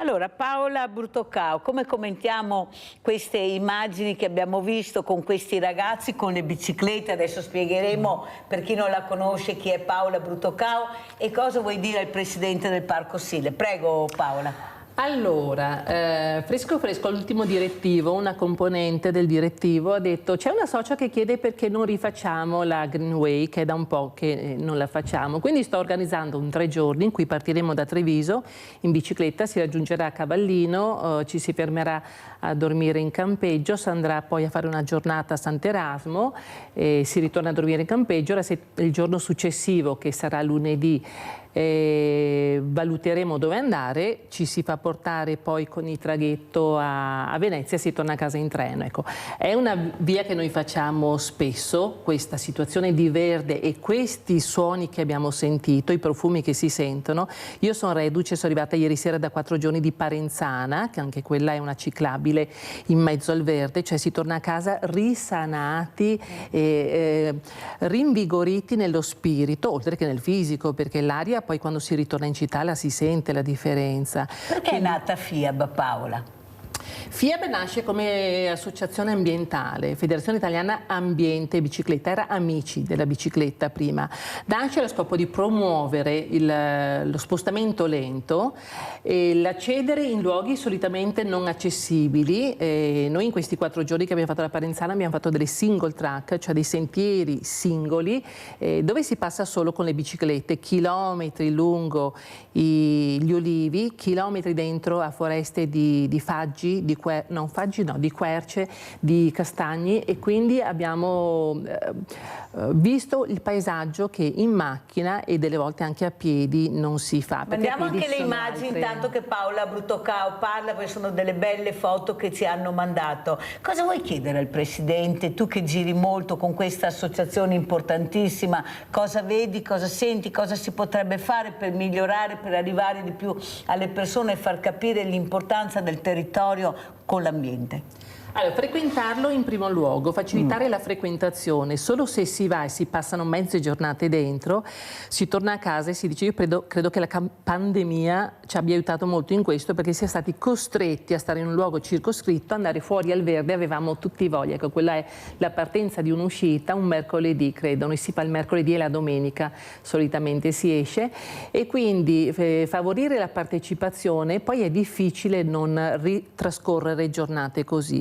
Per cui gli ambienti che siano mantenuti nella gestione del verde, chiaramente, perché noi soprattutto in questa stagione abbiamo bisogno di trovare l'erba tagliata, certo. Per cui la manutenzione e la segnaletica è molto importante, perché poter conoscere quindi la cartellonistica di tipo didattico, diciamo, fosse anche interattiva o fosse anche col QR code in cui uno può entrare e leggere aspetti storici, aspetti ambientali e chi abita, gli animali che abitano, e conoscerli un po' meglio rispetto alle tradizionali cartelli che solitamente li passiamo, quindi magari linguaggi un po' più fluidi, anche per facilitare un po', divertire di più i piccoli, no? Che possano magari in modo un po' più interattivo conoscere, e favorire le politiche chiaramente di sicurezza e di utilizzo. I ristori, ecco, è importante trovare i luoghi in cui ci si ferma, c'è la necessità per le persone un po' più adulte, o c'è il bisogno di divertimento, o ci sono necessità per le famiglie che percorrono questi parchi, ad esempio con le carrozzine, con i piccoli, per cui che ci siano servizi a favore delle varie fasce di età, perché a volte si può passare anche una giornata intera lì, partire al mattino, piano piano procedere, le lunghe soste, la pausa pranzo, il pomeriggio un po' di sole se c'è lo spazio per stare lì fermi, se siano i piccoli da far giocare o gli animali, ecco, per cui mantenere l'idea della promozione pubblicitaria, diciamo così, far conoscere molto di più. Tanti non sanno per esempio dove inizia la Greenway o comunque quali comuni attraversa, dove prenderla e dove lasciarla, ecco, per cui insomma promuoverla, la manutenzione, i servizi intermedi. Allora andiamo a vedere invece quello che succederà il 1° giugno, domenica, con questa associazione che io ringrazio, Botteniga di Roberto Bruniera, che ha creato questa camminata proprio con il devolvere poi il ricavato ai veneti schiacciati dalla crisi, l'associazione che voi conoscete di volontariato, che ringrazio veramente, ecco, per far capire l'importanza anche dell'ambiente. Guardate che veramente poi è bellissimo che un'associazione aiuti un'altra associazione, capite che il villaggio delle associazioni sta cercando veramente di trasmettere quello che abbiamo sentito, di aiutarci tra di noi, di stare insieme nell'armonia, nell'ambiente. Allora ringrazio veramente Roberto Bruniera e siete invitati tutti quanti a partecipare come avete sentito l'importanza anche di devolvere alla solidarietà questi eventi. Allora Presidente Pizzolon, come commenta, cosa dice sia Paola Bruttocau-Fieb che a Roberto Bruniera che ha organizzato questo evento, ma soprattutto l'importanza di essere vicini, di ascoltare, ecco, quello che si può fare per migliorare anche il vostro percorso. Prego Presidente. Allora, noi abbiamo 2 grosse vie, percorsi, i 5 che è Treviso Stilia e la E4, l'escursione 4 che è la Greenway che costeggia il Sile. Tutti e 2 itinerari e escursioni riconosciute dalla Regione Veneto. La Treviso Stilia nel tratto trevigiano volutamente, ma anche sentita Fieb, non la Paola, qualcuno prima di lei, l'abbiamo sempre tenuta sterrata, ecco, diversamente dal tratto padovano che forse è più fluido, è asfaltato, è stato riasfaltato anche nel tempo. Noi abbiamo ritenuto che sia bello, una prova semplice, ma funzionale nello sterrato. Adesso in quest'estate andremo anche a recuperare un attimino con un nuovo copertura di inerte, sempre per cercare di renderlo migliore, perché internamente c'è qualche bocchetta, ma nulla di che rispetto a altre piste.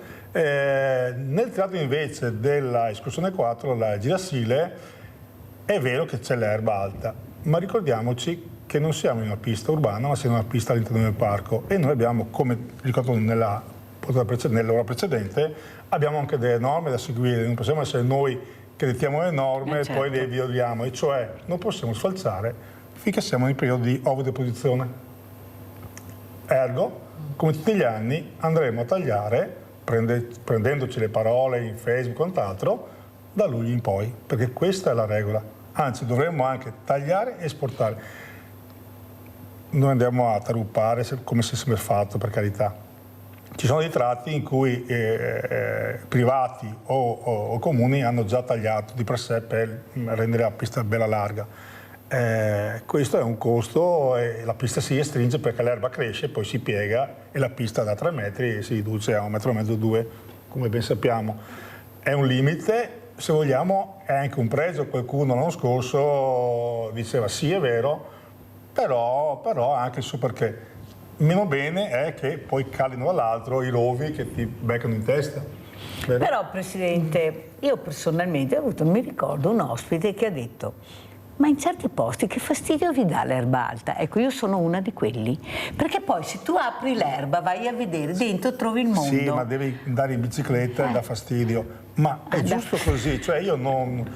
Siamo un po' troppo fastidiosi. No. Allora, io sono abbastanza laico, accetto le critiche, perché siamo in 3 qua al tavolo, più il professore Seduzzo, e probabilmente avremo 3 visioni diverse, ma è giusto così, se no saremmo in Bulgaria all'epoca delle votazioni in Bulgaria, no? È giusto ed è sacrosanto avere delle opinioni, delle sfaccettature diverse. Poi dopo ognuno si assume responsabilità, noi abbiamo delle regole e ripeto, non possiamo noi violare le regole che noi stessi abbiamo messo. Però in certi posti l'erba alta, anche sì, Presidente, anche sì, non è detto che dobbiamo tagliarle. È l'erba alta, ma che fastidio te dà? È là che non vede nessun problema. Dopo ci sono certi luoghi dove l'erba va tagliata, e sono d'accordo. Abbiamo anche un limite economico, banalmente, perché fai una manutenzione, ci sono tanti alberi morti che sono pericolosi. Se nella Treviso Stilia è del parco di proprietà e la gestione è del parco tramite il Capo San Pierese, che gestisce tutta la tratta della Treviso Stilia, quindi è uniforme, stiamo cercando di traslare quella gestione anche di qua, non è semplice per uniformità. È vero che di qua abbiamo pezzi del parco, di proprietà del parco, pezzi che sono dei comuni, vie strade pubbliche, altri che sono del genere civile, quindi è un mosaico che non è facile ricomporre e gestire. Allora, prima di salutare il Presidente Arturo Pizzolon del Parco Sile, abbiamo il nostro Vladimiro da Rovigo. Vai Vladimiro. Grazie Mirella per la bicicletta, per la signora. Allora vado abbastanza a scheggia, no? Cioè, la differenza principale tra camminare e pedalare è che a camminare si cammina, ma alla fine nella sostanza si rimane sempre in zona, in area. In bicicletta uno mi porta da Rovigo, arrivo dove inizia la montagna, arrivo al mare, cioè pedalando un bel po' di ore si cambia completamente ambiente. Negli anni 80 e 90 mi ho fatto migliaia di chilometri andando sempre solo per strade asfaltate comunali e provinciali, traffico era ridotto, e ho visto moltissimi paesi, cittadine, piazze storiche, via parlando. E arrivo al dunque, sono anche moltissime volte da Rovigo Padova poi verso Bassano, o da Rovigo Padova verso Castelfranco Veneto, Montebelluna, Cairano, San Marco, poi verso Feltre. Sono passato in macchina alcune volte recentemente per quelle zone lì, e da vedere se mani i capelli a passare in bici per quelle strade lì. Però mi sento la mancanza, cioè è bello che sia i ciclabili, anche perché nei ciclabili si passa per la campagna, appunto, non si passa con la macchina, ma mi vorrei anche poter andare via in bicicletta e fare le strade che passano per i paesi, per i cittadini nelle piazze, cioè non sempre solo per le ciclabili sugli argini, in mezzo ai boschi, via parlando, che è bello anche quello, ma non solo quello. Mi chiedo alla signora della FIAB, so che è un'impresa disperata, ma che c'è la possibilità di creare magari, vedo che molti comuni fanno i ciclabili dal centro storico alle frazioni, collegarli tra loro in qualche maniera, oppure informare dei circuiti, dei percorsi, delle strade comunali meno frequentate, in modo tale che una persona da una città grande alla montagna, al mare, così possa pedalare per una strada normale, qualsiasi asfaltata. Molto chiaro Vladimiro, grazie, perché devo salutare il Presidente Pizzolon, se vuole aggiungere qualcosa poi risponderà anche Paola, prego. Allora, giustamente fare rete non tra associazioni ma tra piste ciclabili esistenti è una risorsa che potrebbe essere esaltata certo che immagino il mio paesello Ospedaletto con Cavasagra, ci sono le piste nei centri e poi intermezzo c'è il buco, quindi devi tornare sull'asfalto e poi rientrare. Quindi c'è da sviluppare ancora la rete perché queste piste possano poi intrecciarsi e creare dei percorsi, però se poi li porti nella strada asfaltata aumenti il rischio, perché abbiamo le macchine, i camion, certo. E abbiamo avuto dei episodi ogni giorno spiacevoli, ecco. Però l'idea è giusta, immagino che poi Paola potrà meglio definire. Come ci saluta, Presidente? Con quale messaggio? Allora, intanto che ci vedremo tra il 10 e il 13 di luglio nel Parco Sile, nella zona di Silea, dove di solito si faceva la festa della Sardea. Sì. E invito chi ci ascolta e chi ci vede a venire con noi in quei giorni. Grazie, veramente grazie al Presidente Arturo Pizzolon. Abbiamo visto ancora la locandina di domenica, perché veramente sono queste associazioni che si stanno impegnando per il bene altrui. Pensate che bella questa cosa che stiamo facendo, questo villaggio che ce lo stanno copiando un po' tutti, basta l'idea, ma non importa, l'importante è andare avanti e crescere. E adesso andiamo a vedere questo video di FIAB per capire chi abbiamo con noi e facciamo entrare anche lo scultore Luciano Longo. Andiamo a vedere il video. Grazie Presidente. Grazie a lei.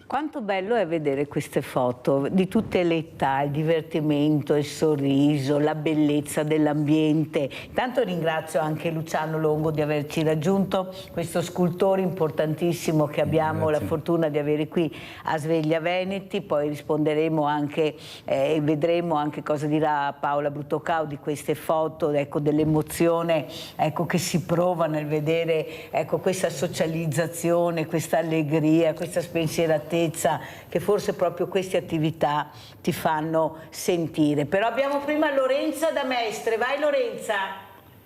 Ciao Mirella, ciao. Volevo dirti una cosa a te e agli ospiti, iniziative che vengono fatte attualmente nei paesini circostanti del Veneziano, perché purtroppo come pista ciclabile è un disastro all'interno della città, anzi noi pedoni dobbiamo anche fare attenzioni dove dobbiamo camminare perché non c'è spazio, cioè il Comune di Venezia non ha fatto un piano adeguato anche per chi usano le biciclette.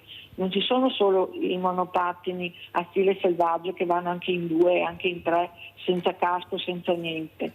Io mi chiedo, mi domando, queste iniziative che ho visto fino adesso sono nei, come posso dire, nei paesini dove c'è spazio per potere, dove c'è il verde, diciamo, il contatto con la natura.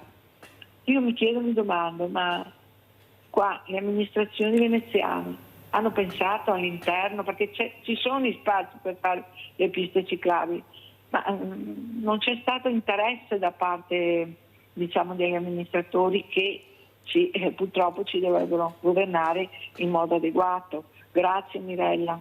Grazie a te Lorenza. Allora intanto salutiamo Luciano Longo, cosa vuoi dire? Ecco, la scultura, l'ambiente è una scultura enorme a cielo aperto. Prego. Sì, io ho anche fatto un monumento qui, una scultura monumentale mia a Quinto dedicata al fiume. Ecco, avete Un'altra sentito? l'ho fatta a Castelfranco, là il fiume è l'Avenale, non è più il Sile, però l'ho fatta con l'aiuto degli anziani nell'RSA. L'ho fatto nell'RSA Domenico Sartor, mi piaceva coinvolgere anche questi anziani in carrozzeria. Poi vedremo anche le foto di Luciano Longo di queste meravigliose sculture che ha realizzato. Paola Bruttocao, come commentiamo allora queste foto che abbiamo visto, la telefonata di Lorenza? Ecco, io sono meno fortunata perché non capisco bene su che ambiente vivo, lei di Mestre. Prego Paola. Sì, vorrei rispondere a entrambi, insomma, anche a Vladimiro. Si ha emozione a rivedere queste foto perché noi ci siamo e sappiamo che giornate trascorriamo quando facciamo queste uscite. Ci tengo a sottolineare che alcune FIAB italiane, per esempio, non organizzano uscite, perché FIAB nasce per la promozione della bicicletta e soprattutto la sicurezza. Un lavoro molto molto grosso che è stato fatto a livello nazionale, regionale, provinciale e locale è proprio quello di lavorare con gli amministratori per sensibilizzarli. Ci tengo a sottolineare per esempio Mestre, noi quando facciamo i nostri convegni invitiamo chi di competenza, l'assessore alla mobilità o alla viabilità, perché Mestre rappresenta un esempio straordinario a livello nazionale di ciò che hanno fatto negli ultimi anni. Non dentro al verde, ma se si scende dal treno a Mestre e si sceglie di andare o dritti o a destra o a sinistra, troviamo delle ciclabili molto ben segnalate e che ci portano perfettamente. L'M9, io ci sono andata in treno e bicicletta, poi si è tornata in bicicletta, ma si raggiunge molto molto bene. E anche a Vladimiro vorrei rispondere dicendo questo: noi facciamo negli ultimi anni, grazie alla nostra Presidente Susanna Maggioni, va detto che ha fatto un grossissimo lavoro in questi ultimi anni, come anche i presidenti precedenti, perché poi nelle associazioni ciò che fa la differenza è la capacità e la filosofia di chi dirige, no? Verso l'apertura, verso la costruzione della rete. Noi abbiamo tanto e stiamo tanto lavorando sulla rete, quindi saremo ben lieti di essere anche noi presenti col villaggio delle associazioni a questa iniziativa. E non a caso all'ultimo convegno che abbiamo fatto a Vicenza, questo era regionale, organizzato da FIAB Treviso, era stato presente anche il presidente regionale ANCI, quindi il nostro sindaco Mario Conte, il quale ha lanciato questo invito che si sta concretizzando. Siccome l'ha detto pubblicamente, so di poter dire questa cosa. Voglio che venga fatto un tavolo lavoro regionale tra l'ANCI, quindi l'Associazione Nazionale dei Comuni del Veneto, e le varie associazioni FIAB, proprio perché ormai a FIAB viene riconosciuta. Il nostro sindaco più volte ci ha detto: voi pungolate molto, però pungolate in maniera costruttiva e positiva, no? Abbiamo visto lì per esempio il Parking Day, molte associazioni bimbi in bici, si lavora per facilitare anche ai bimbi che escono da scuola, entrano a scuola, la bicicletta, quindi anche su quel fronte lì abbiamo sempre insistito molto. Le iniziative che abbiamo fatto in occasione delle vittime che ci sono state l'anno scorso, sono state 3 le vittime a Treviso, nel comune di Treviso, mentre stavano andando in bicicletta, per cui il fatto di essere presenti e pungolare, promuovere iniziative sulla sicurezza e sulla viabilità e la mobilità lenta per andare a lavorare, per l'economia, perché la bicicletta ci fa risparmiare, a proposito di quello che ci diceva prima il professore, no? E quindi ecco, si sta concretizzando, i primi passi si stanno concretizzando per avviare questo tavolo regionale. Questa ci sembra una buona notizia, perché vuol dire che c'è una volontà, ma c'è sempre stata in realtà, di ascoltare i fruitori. Quindi chi va in bicicletta ed è organizzato in associazione, l'essere associazione significa, noi siamo 340, quindi poter portare la voce di molti, no? E siamo sempre stati disponibili nelle collaborazioni, troviamo amministrazioni che stanno rispondendo molto bene. Vediamo da molti anni quanti cartelloni ci sono in giro rispetto alle promozioni di progetti di viabilità sicura e di ciclabili, per cui in realtà credo che negli ultimi anni, mi dispiace di non avere qui i dati, sarebbero stati interessanti, sono stati fatti investimenti e molti chilometri di ciclabili. Noi continueremo a sorvegliare finché vengano rispettati dei principi che ci garantiscono la corsia di destra, la corsia di sinistra, la prossimità delle rotonde o degli stop. Quello che posso dire con questi 4 giorni che sono stata in Istria, noi eravamo sorpresissime di come gli automobilisti istriani percepiscano la bicicletta come se in prossimità, ma non proprio a ridosso, in prossimità della rotonda, dell'incrocio, dello svincolo, si fermano. Non si è mai fermata la seconda macchina, o raramente, è la prima macchina che si ferma. Anche quando noi eravamo in prossimità, ma ci stavamo consultando con le cartine per scegliere dove andare, l'automobilista si fermava, per cui alla base di tutto alla fine c'è l'automobilista che deve essere sensibile e capace di vedere. Noi siamo poco visibili e dico anche questo, non a caso spesso si sta accoppiati, è anche un'indicazione proprio che ci dà FIAB nazionale per renderci più visibili. Adesso voi sapete che con il nuovo decreto c'è l'obbligo di utilizzare, lasciare uno spazio di 1,5 metri nell'attraversamento. C'è una polizia che sta facendo un buon lavoro, noi ieri siamo state fermate, abbiamo rischiato 120 euro di multa a Pirano, stavamo guardando il cellulare, chi stava davanti a noi lo stava guardando per capire la svolta che dovevamo fare, la polizia ci ha visto e ci ha fermato. Avete capito? E dovevamo essere multate, poi mi hanno detto: guardate, non riusciamo a uscire da Pirano, quando si entra nelle città a volte sparisce la segnaletica dei lunghi percorsi, anche quando si fanno i cammini, sono anche camminatrice, Santiago piuttosto che Francigena o altro, per cui ecco, da parte nostra, sia come fruitori ma anche come organizzatori, cerchiamo di sollecitare che vengano fatte, rispettate e promosse. Il cittadino scelga di fruire di questi spazi della bicicletta, perché poi si accorge che ci sono luoghi, servizi, consulenze molto importanti. Noi ora faremo la campagna. Perché sennò mi cade il centralino, che abbiamo la telefonata, c'è Leone da Trebasele, che vai Leone. Ciao Milena, grazie. Ciao. Saluto i tuoi occhi. Allora qui si sta parlando anche di ambiente, sembra. Allora vorrei dire che l'ultimo funerale che abbiamo visto qui di questa ragazza che era morta nel primo giorno di lavoro, abbiamo visto centinaia di palloncini mandati per aria. Si potrebbe portare la cultura che lasciare palloncini per aria significa inquinare di più l'ambiente, e poi questi palloncini che vanno in laguna o nel mare, poi ci sono gli animali ittici che li vanno a mangiare perché pensano che sia cibo. Perciò io penso che sarebbe ora che qualcuno dicesse che i palloncini nei funerali, per favore, no. Ciao Mirella, grazie. Grazie, Leone è da tanti anni che dice questa cosa perché giustamente lui sta molto a cuore anche l'inquinamento e perciò fa le sue riflessioni. Io invece dico alla nostra Paola Bruttocao, prima che ci lasci perché ormai il tempo è scaduto, che bisogna andare molto cauti con la politica, perché abbiamo sentito anche Villa Margherita non si chiude più e poi hanno chiuso Villa Margherita, perciò noi andiamo cauti, adesso poi sono in campagna elettorale, le promesse sono immense, ascoltano tutti, promettono, noi dobbiamo andare molto cauti e non riusciamo a capire, ecco, che forse dobbiamo essere uniti proprio per questo, per non essere strumentalizzati, perché purtroppo corriamo anche questo rischio e soprattutto anche le fragilità devono stare molto attenti, perché quando ci sono le elezioni capite bene che siamo in balia del mondo intero della politica. Cosa dici, Luciano Longo? È una roba che si ripete molto spesso, ma che poi cambi questo andazzo. Sì, questo andazzo di promettere e poi mantenere poco, insomma.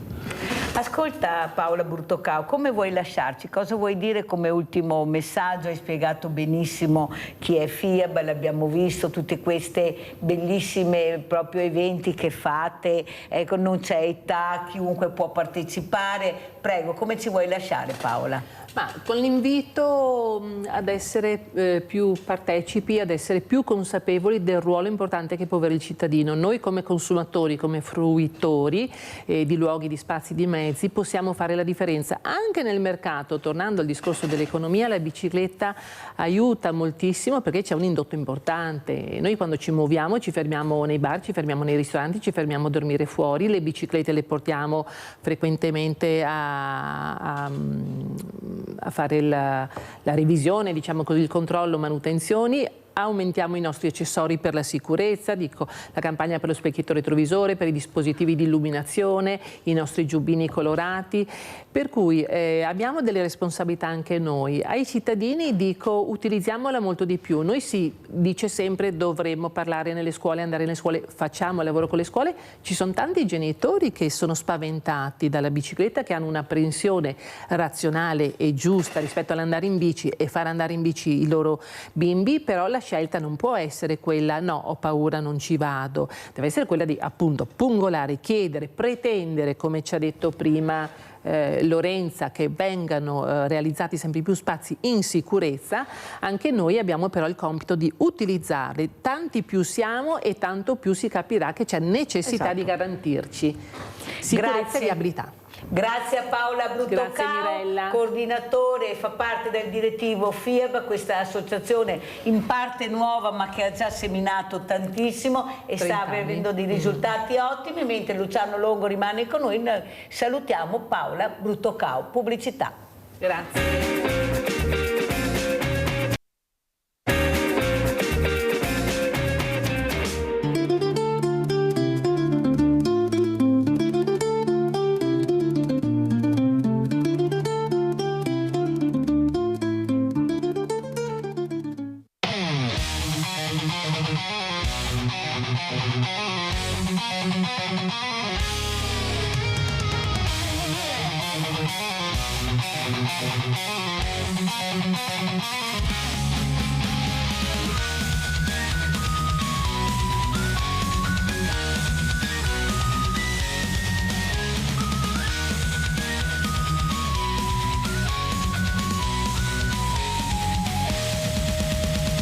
Barcari nel freddo, il vento fa male, sole cocente, giornate senza cale, tra zanzare, fatica, fiumi e canali, porta merci, non molla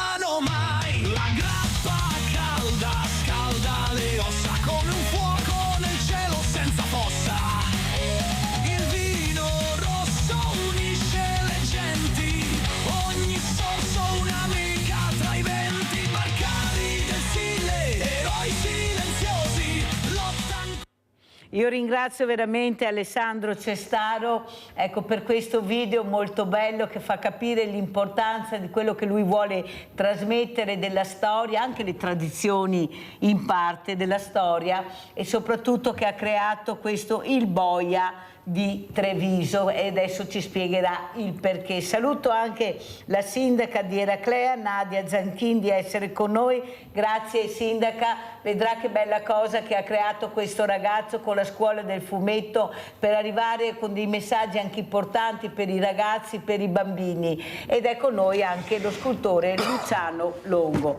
Allora Alessandro, perché questa idea, da dove nasce Il Boia di Treviso, cosa rappresenta, cosa vuoi esprimere? Domani lo presenterai in piazza San Vito dalle ore 9 fino all'1 e poi successivamente dalle 4 fino alle 6, 6 e mezza presso l'edicola di piazza San Vito, una scelta dovuta perché la piazza San Vito era l'ex piazza delle carceri, dove un tempo veniva allestito il patibolo o lì o a pochi passi a Monte della Pietà, e l'ho ritenuto un luogo perfetto, idoneo per la presentazione di un personaggio come appunto Il Boia di Treviso, un fumetto che ha lo scopo di riscoprire una città che ha delle storie nascoste, che ha un fascino anche estetico unico, riconosciuto all'estero, poco conosciuto purtroppo qui in Italia, perché se qui in Italia fai un fumetto su Venezia o su Firenze o Roma viene preso subito.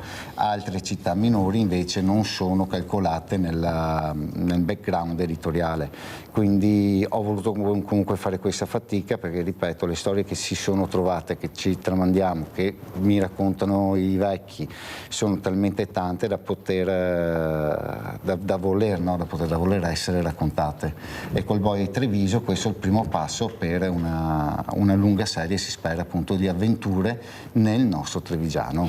Adesso invece andiamo a vedere anche le sculture di Luciano Longo. Lui ha esposto anche a Villa Margherita, lui è un fautore anche delle mostre all'aperto, qui poi sentiremo anche la sindaca di Eraclea, tanto è vero che io l'ho invitato anche al villaggio delle associazioni. Grazie. Dal 10 al 14 su questo parco meraviglioso che abbiamo, per far capire anche l'importanza delle mostre all'aperto dove tutti possono ammirare. Ecco, qui cosa stiamo vedendo? Ecco, che sculture sono, Luciano? Questa è al Museo Nazionale d'Arte Moderna di Sofia in Bulgaria, una copia. Questo è il monumento che c'è a Quinto dedicato, sono anguane del Sile che escono a danza, potrebbero essere ninfe. Poi in genere io utilizzo queste figure leggendarie femminili, ninfe, anguane,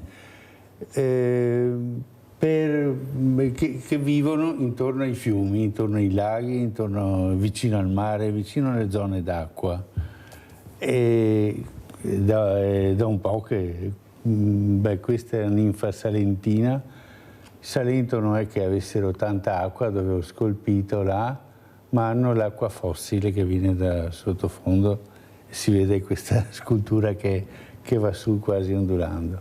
Allora sindaca, come commenta quello che ha sentito, ecco, questo ragazzo che cerca di portare anche qualcosa a conoscenza che magari tanti non conoscono, non sanno perché è così, e soprattutto questo scultore che cerca di portare anche all'aperto, amante dell'acqua, del legno, della pietra, che va a ricercare queste particolarità. Prego sindaca.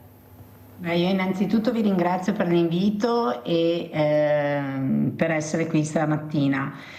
Sicuramente l'arte è una cosa importante, io mi complimento per le sculture che ho visto, verrò a vederle da vicino e quindi dal vivo. L'arte ne abbiamo tanto bisogno oggi, perché comunque è comunicazione, è un messaggio che si vuole portare. Conoscere le storie di Treviso mi ha incuriosito, infatti per quello dico verrò comunque agli incontri che farà. È un modo di comunicazione molto importante per la nostra realtà, farla lungo i fiumi, lungo i canali. Ci ricolleghiamo un po' anche al servizio che avete fatto in precedenza, quindi la voglia di stare in mezzo alla natura è un'occasione in più anche per vivere la natura, ma anche per fare cultura in contemporanea. Quindi le opere che così ho visto passare come immagine sono bellissime, cioè ti dà proprio l'idea di quella sembrava una ballerina con la gonna al vento, cioè ti dà proprio l'idea già di una libertà, di qualcosa che vuol vivere un territorio in modo libero. Quindi Sindaca, secondo me è una promozione che va fatta su tutti i territori, sulle località balneari, lungo i fiumi, proprio per questo contatto con la natura, e invoglia anche il turista o comunque il cittadino di tutti i giorni a vivere il territorio e a conoscerlo meglio. Quindi complimenti. però il problema grande che avete voi sindaci, siete gli unici che hanno la borsa semivuota o quasi vuota, piena di responsabilità e di impegni, perché per fare le cose bisogna investire, e investire vuol dire metterci i soldini. Ma come mai, sindaco, voi che siete in prima linea, io li invito tutti, ho sempre sindaci tutti i giorni, proprio perché sono quelli nel territorio, quelli che sentono la voce del territorio, di quelle che sono le necessità, siete così poco ascoltate e così con pochi soldi. Ecco, io non riesco mica a capire, vi hanno dato una patata bollente, se la sono tolta quelli che potrebbero pagarsela e ve l'hanno data a voi, che siete gli unici dove questa persona può rivolgersi, può essere ascoltata. Prego, sindaca. Sì, non è facile reperire i fondi anche per fare questi eventi, fare la promozione, quindi insomma io credo che come sindaci dobbiamo fare più unione, più portavoce anche col Ministero della Cultura, che comunque insomma col governo attuale sta già facendo parecchie cose. Dovremmo farci sentire di più, proprio perché c'è bisogno di cultura, c'è bisogno di informazione, e quindi dovremmo trovare quel meccanismo dove c'è anche la collaborazione comunque col privato, perché molti giovani artisti sono bloccati dal far conoscere le proprie opere proprio per i problemi economici che ci sono. Dovremmo trovare un giusto equilibrio e quindi interfacciarsi di più sia con la regione sia col governo per ottenere i fondi necessari per dare anche queste nuove possibilità a questi artisti di farci conoscere sempre di più. Noi sindaci poi abbiamo tantissimi costi, tantissime spese per tutta una serie di gestione del territorio e siamo molto in difficoltà a far emergere queste nuove figure. Quindi dobbiamo fare più rete. Andiamo a vedere anche questo video, proprio il video di Eraclea, e poi lo commentiamo assieme ai miei ospiti.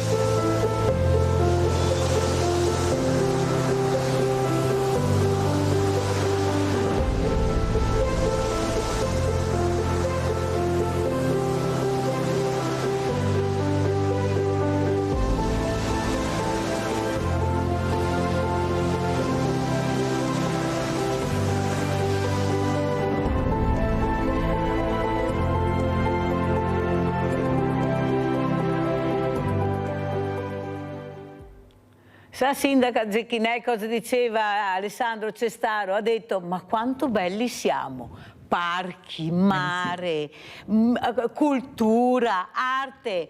Gianfranco Valeri, poi commentiamo, vai Gianfranco.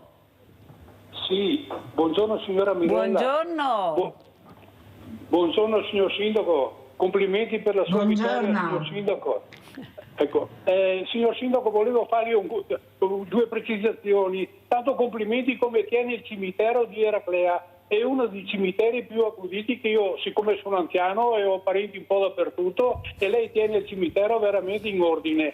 Poi un'altra cosa, signor Sindaco, ecco, volevo sapere come mai non fate l'accordo con Caorle per terminare questa pista ciclabile che collega, che è bella, arriva fino là e poi davanti a San Francesco noi a piedi non sappiamo dove andare, e tutto lì sarà un 200-300 metri di pista ciclabile. Dovete fare un accordo tra i due comuni, adesso col PNRR che hanno dato soldi a tutti, a porci e cani, almeno quel pezzo di pista ciclabile potrebbe essere fatto. Buongiorno e grazie signor Sindaco e complimenti ancora. Grazie, ha sentito quanto attenti sono i nostri telespettatori di Sveglia Veneta, quelli che vedono, che sentono e poi lo ripropongono. Prego Sindaca.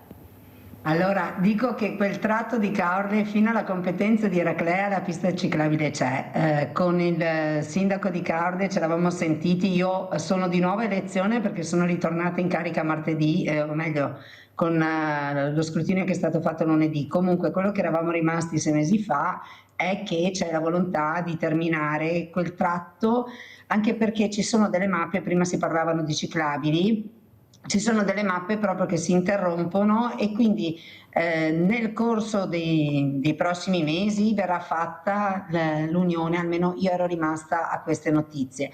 Mi faccio di nuovo portavoce con il sindaco di Caorle per terminare quel tratto che è molto richiesto e molto sentito. Competenza di Eraclea, siamo arrivati fino alla competenza territoriale, però la volontà è quella proprio perché tutti e due i comuni vogliono incentivare un turismo ciclabile, quindi un turismo ecologico, vogliamo che ci sia tutto il collegamento territoriale, quindi insomma mi rifarò portavoce con il sindaco del comune di Caorle.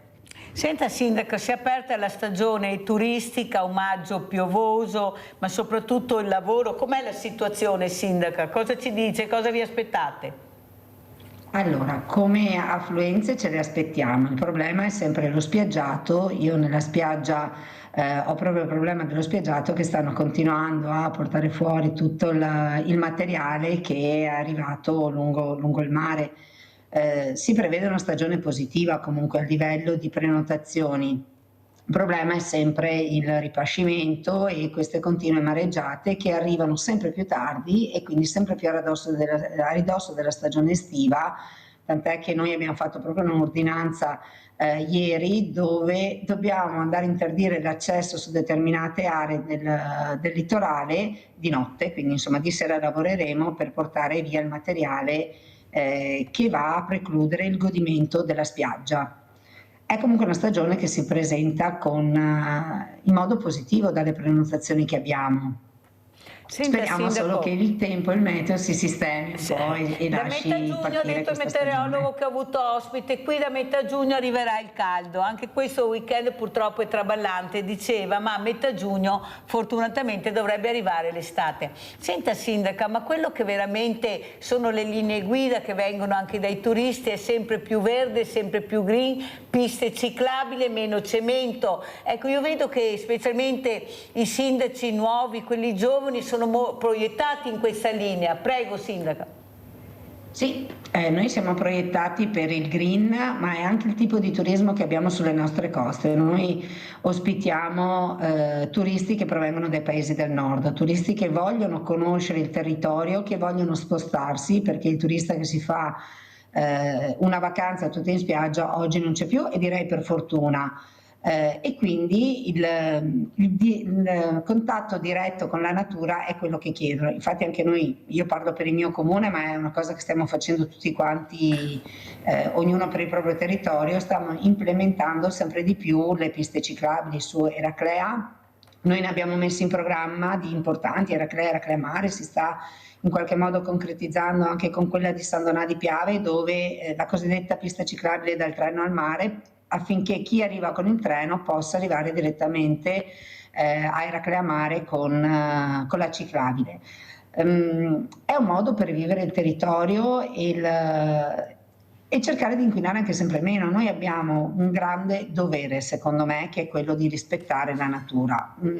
Per molti anni non l'abbiamo rispettata ed è giusto fare un passo indietro e ritornare a rispettare quello che è la nostra base, cioè senza un ambiente pulito, senza un ambiente tutelato, senza un ambiente che sia vivibile, sicuramente non andremo tanto lontano. La prima cosa è il rispetto dell'ambiente e si può tranquillamente fare, perché sapendoci organizzare anche con dei tour turistici, con dei bus navetta anche che portano poi i turisti da una parte all'altra e poi si possono muovere sul territorio liberamente con le bici, ecco che abbiamo un meno inquinamento, più attività fisica e anche più conoscenza diretta del territorio stesso, perché viaggiare con il cosiddetto turismo lento, viaggiando lentamente, il turista scopre effettivamente tutte le bellezze del territorio. Prima nel video abbiamo visto la pineta, naturalmente entrando in macchina è impossibile, non c'è l'accessibilità.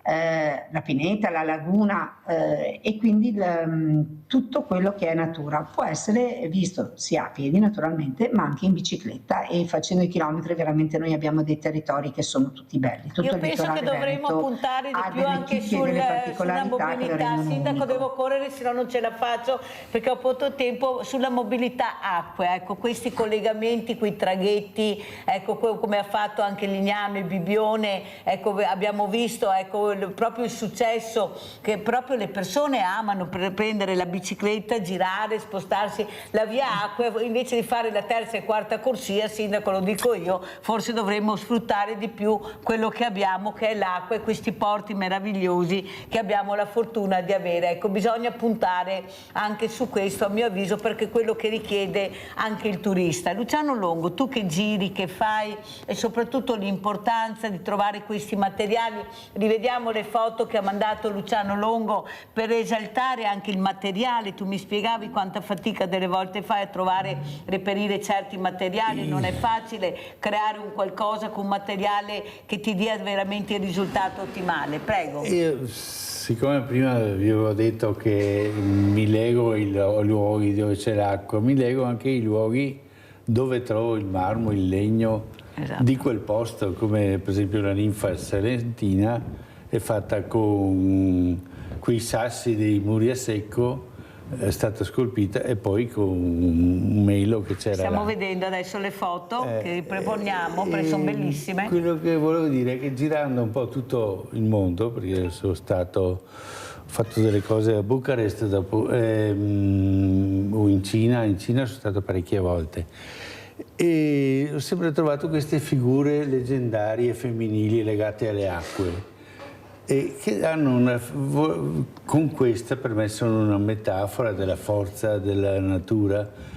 E per esempio a Bucarest c'è la Dunvovica che viene incanalata sotto, però l'acqua prima o dopo viene fuori, viene incanalata sotto davanti al palazzo di Ceausescu, e là poi viene fuori sta fontana enorme.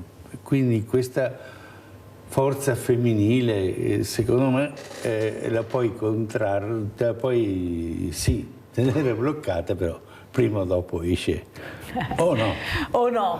Allora sentiamo anche Alessandro Cestaro, ecco, i giovani, i bambini, i ragazzi che praticano e vengono alla tua scuola del fumetto, cosa dicono, e soprattutto i talenti che tu riesci a cercare di scoprire con la creatività che hanno. Prego Alessandro.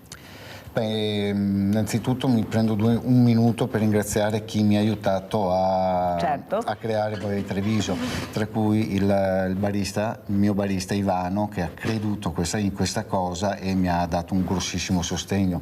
La tipografia di Alfiero Creative, che mi è venuta incontro rendendomi proprio possibile anche avere il fumetto nei giorni di data della fiera.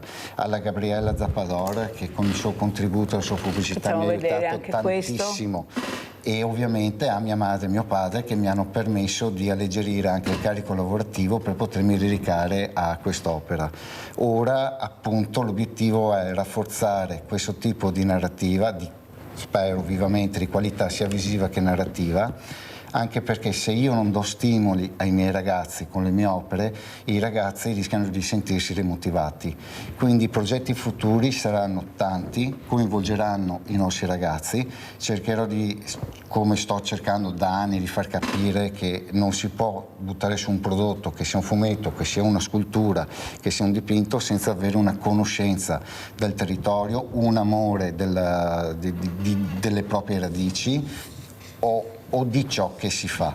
Cioè io sono qui basito nel guardare anche le sculture del maestro e mi sembra di essere in un salotto altolocato con questa simile compagnia. Allora, aprendo questo fumetto c'è poco colore, molto bianco e nero. Hai puntato perché? Cosa traspare da questa boia di Treviso? Allora, ho voluto utilizzare una doppia bicromia, quella rossa che è quella della realtà più cattiva e più cruda, quindi interpretata appunto dal boia o da quegli elementi che tengono appunto il colore rosso, dal sangue al rossetto, quindi eros, sensualità.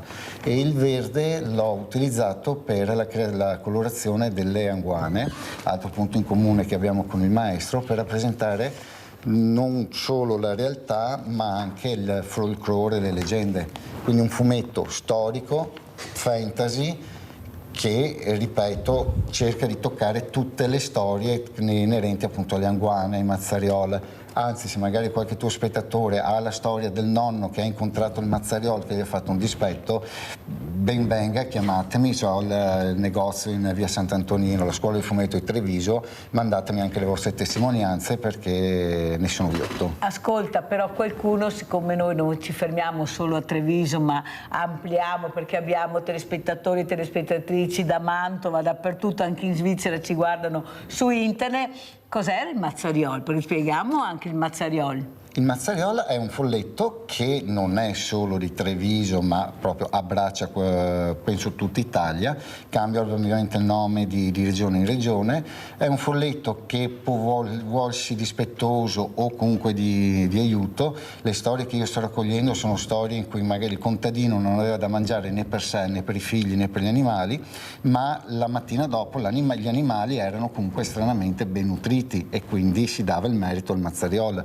O se ci andava a litigare era capace di grandi rispetti, come testimonianza proprio di persona. Mio nonno si è ritrovato il cavallo sopra dove ci mettono il fieno, una volta c'era il piano terra che era quello del contadino, e sopra il fieno che si andava solo con una scala a pioli, e sto qua si è ritrovato il cavallo dove c'era il fieno, un casino assurdo per tirarlo giù, quindi una cosa incredibile degli anni che può riempire il cuore di un bambino dentro come me. Senti Luciano Longo, se tu dovessi scolpire il Mazzariol, che figura ne uscirebbe? Ma sai, io le mie figure sono un misto fra figurativo e astratto tante volte. Il Mazzariol lo farei sorgere da... Tanto se lo metto all'esterno lo farei trasparire fra gli alberi, bello. appena appena. Che bello. E poi che la figura si dettaglia, diciamo, sul volto, certo. Invece la parte sotto che esce non si sa dove. In questo mondo contemporaneo magari potrebbe essere anche una donna il Mazzariol, no? Visto che parliamo anche che si sta cambiando anche quella che è la cultura della tradizione della figura maschile e femminile. Cosa dici Luciano? Ma credo proprio di sì. Può essere dispettore, ma difatti anche non solo le anguane, spesso queste figure femminili che ho trovato in giro per il mondo sono benevole, però se non sono rispettate sono terribili. E quindi qualche rapporto c'è. Qualche rapporto c'è. Allora Sindaca, come ci saluta? Ormai siamo quasi in chiusura. Ecco, cosa vorrebbe dirci, che messaggio mandare anche alla politica che in questo momento, pur di prendere voti, è attenta a tutto, la vediamo dappertutto, sono dappertutto. Di solito non vediamo mai nessuno, adesso vediamo tutti dappertutto perché ci sono le poltrone in palio e sono anche poltrone prestigiose. Lei cosa vuole dire? Prego Sindaca. Ma guardi, io arrivo dalle elezioni fresca fresca, come le dicevo, le ho fatte questa settimana. Il mio invece è un invito al voto che faccio ai cittadini. Perché? Perché indipendentemente da quello che andranno a votare c'è stata una diminuzione nel voto. Il cittadino ha il potere di scegliere da chi essere governato e quindi, al di là delle promesse di ciascuno, i cittadini sanno ben valutare la serietà del candidato. Chi sarà, in questo caso stiamo parlando delle regionali, visto che le comunali ormai sono passate, ci sarà il ballottaggio, ma insomma i programmi sono già fatti. Io invito veramente il cittadino a una riflessione sul voto, perché non è vero che il voto sta perdendo l'importanza che aveva.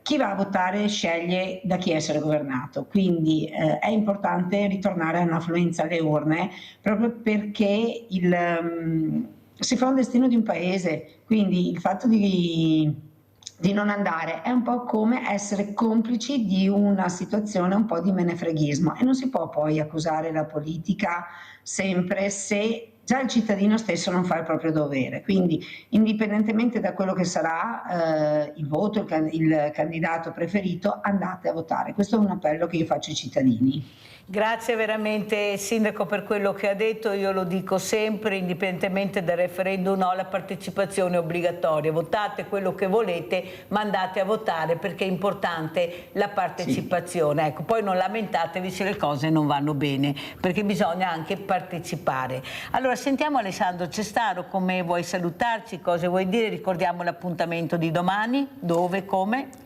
Domani domani presso Piazza San Vito, l'edicola di San Vito, avrò appunto un posticino bancherella dove ne approfitterò anche per arricchire i prossimi numeri di Treviso, cercando di fare più caricature possibili. Te ne ho regalata una nel tuo libro. Grazie. Stella.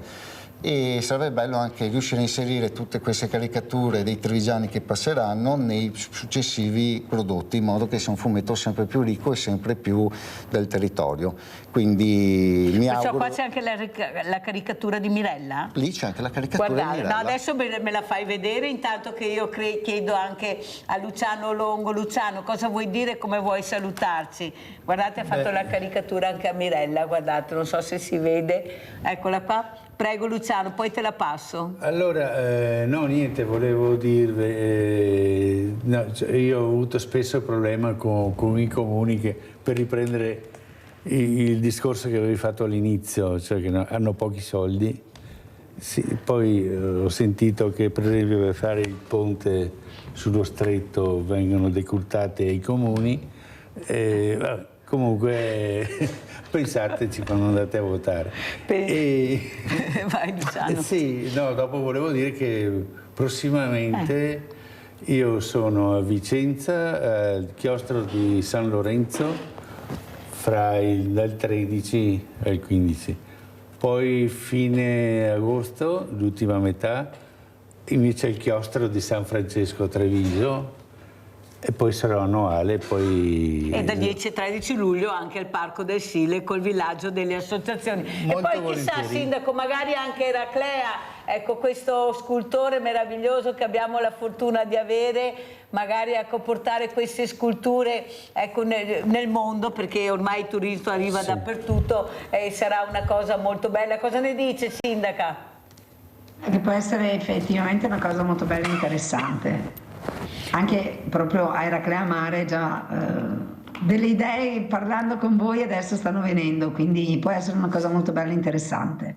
Grazie veramente Sindaca, anche penso che dopo casomai vi metterò in contatto se avete piacere, dopo se sono rose fioriranno e se sono spine pungeranno, ecco, io dico questo, però intanto conoscerci va sempre bene. Grazie Sindaco. Un'altra cosa, Luciano, che volevo dirti, tu invece la politica che messaggio lanceresti? Tu sei molto attento all'ambiente, al green, ecco, ai materiali, cosa vorresti dire, Luciano? Io sono più preoccupato per i concittadini che non vanno a votare, perché allora la politica potremmo anche costringerla a fare quello che vogliamo noi, e questo è un problema. Cioè, sei d'accordo col sindaco che dice andate a votare? Sì, è un problema generale questo, su sanità, su qualsiasi cosa, il discorso è quello, perché se poi più della metà non va a votare e insomma...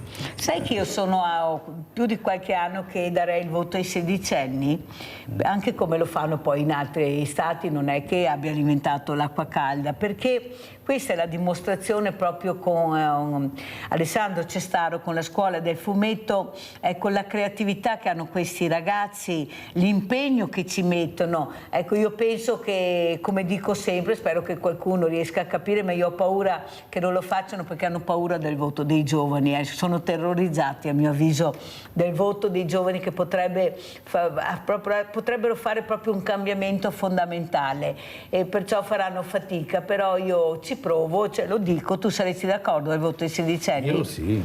Tu Alessandro Cestaro? Io sinceramente no, perché vedo ancora sedicenni che sono ancora immaturi per colpa di uno stato, di una struttura scolastica che non gli dà la possibilità di scoprire le cose. Perché secondo te il Quando settantenne è maturo, il sessantenne, il cinquantenne? Almeno si è vissuto una fetta di vita e si è guadagnato il suo spazio nel voto. Sono anche le famiglie, non solo la scuola. Sì, noi non siamo stati in grado di formare i giovani di adesso. Non è colpa di loro, ma io... bisogna sistemare soprattutto tante le cose. famiglie, perché non viene... Basta, il tempo è finito, mi dicono dalla regia. Grazie ai miei ospiti. Adesso andiamo a pranzo con la proposta di Mirella.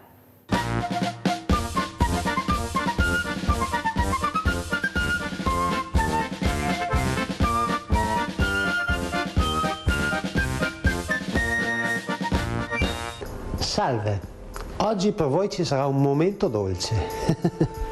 Vi presentiamo una mela in gabbia servita con uno zabaione alla birra oppure una salsa al cioccolato, a seconda delle vostre preferenze.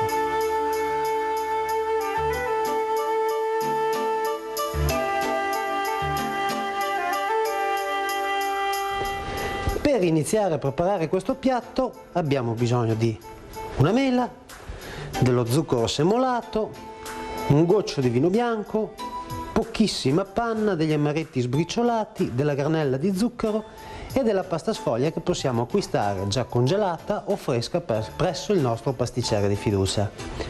Iniziamo andando a pelare la nostra mela e dopo che l'avremo pelata la taglieremo a metà e gli toglieremo il torsolo. È un'operazione un po' antipatica, però con un attimino di pazienza ci arriviamo. Abbiamo pelato la mela, la tagliamo a metà, la storsoliamo ed andiamo ad inciderla per il lungo con 5 tagli abbastanza profondi. Ecco, come potete vedere, così.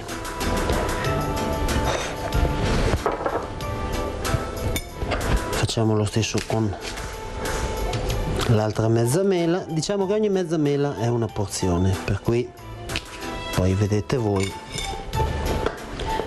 quante mele in gabbia volete ottenere. Preparato questo, andiamo a sporcare la superficie della mela incisa con dello zucchero semolato, la bagniamo con un goccio di vino bianco e passiamo il tutto per circa 15 minuti in forno a 180-200 gradi e otterremo una mela quasi cotta, diciamo al dente, però caramellata. Mentre le nostre mele stanno cuocendo in forno, noi prenderemo il nostro panetto di sfoglia ed andremo a stenderlo ad uno spessore di circa mezzo centimetro.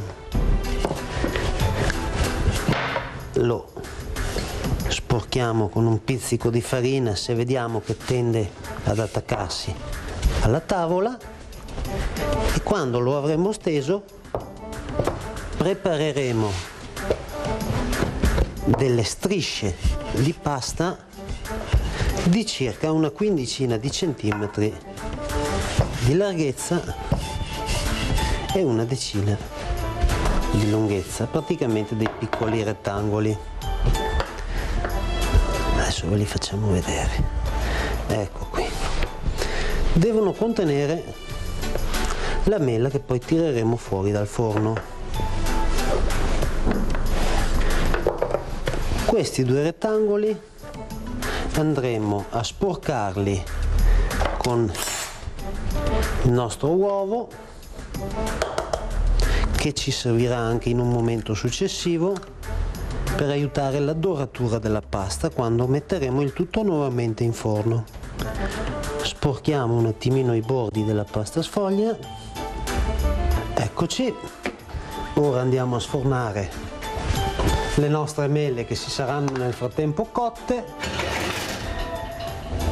e come potete vedere si sono caramellate. Le stacchiamo dalla pirofilina e le appoggiamo pancia in su sopra il nostro rettangolino di pasta sfoglia.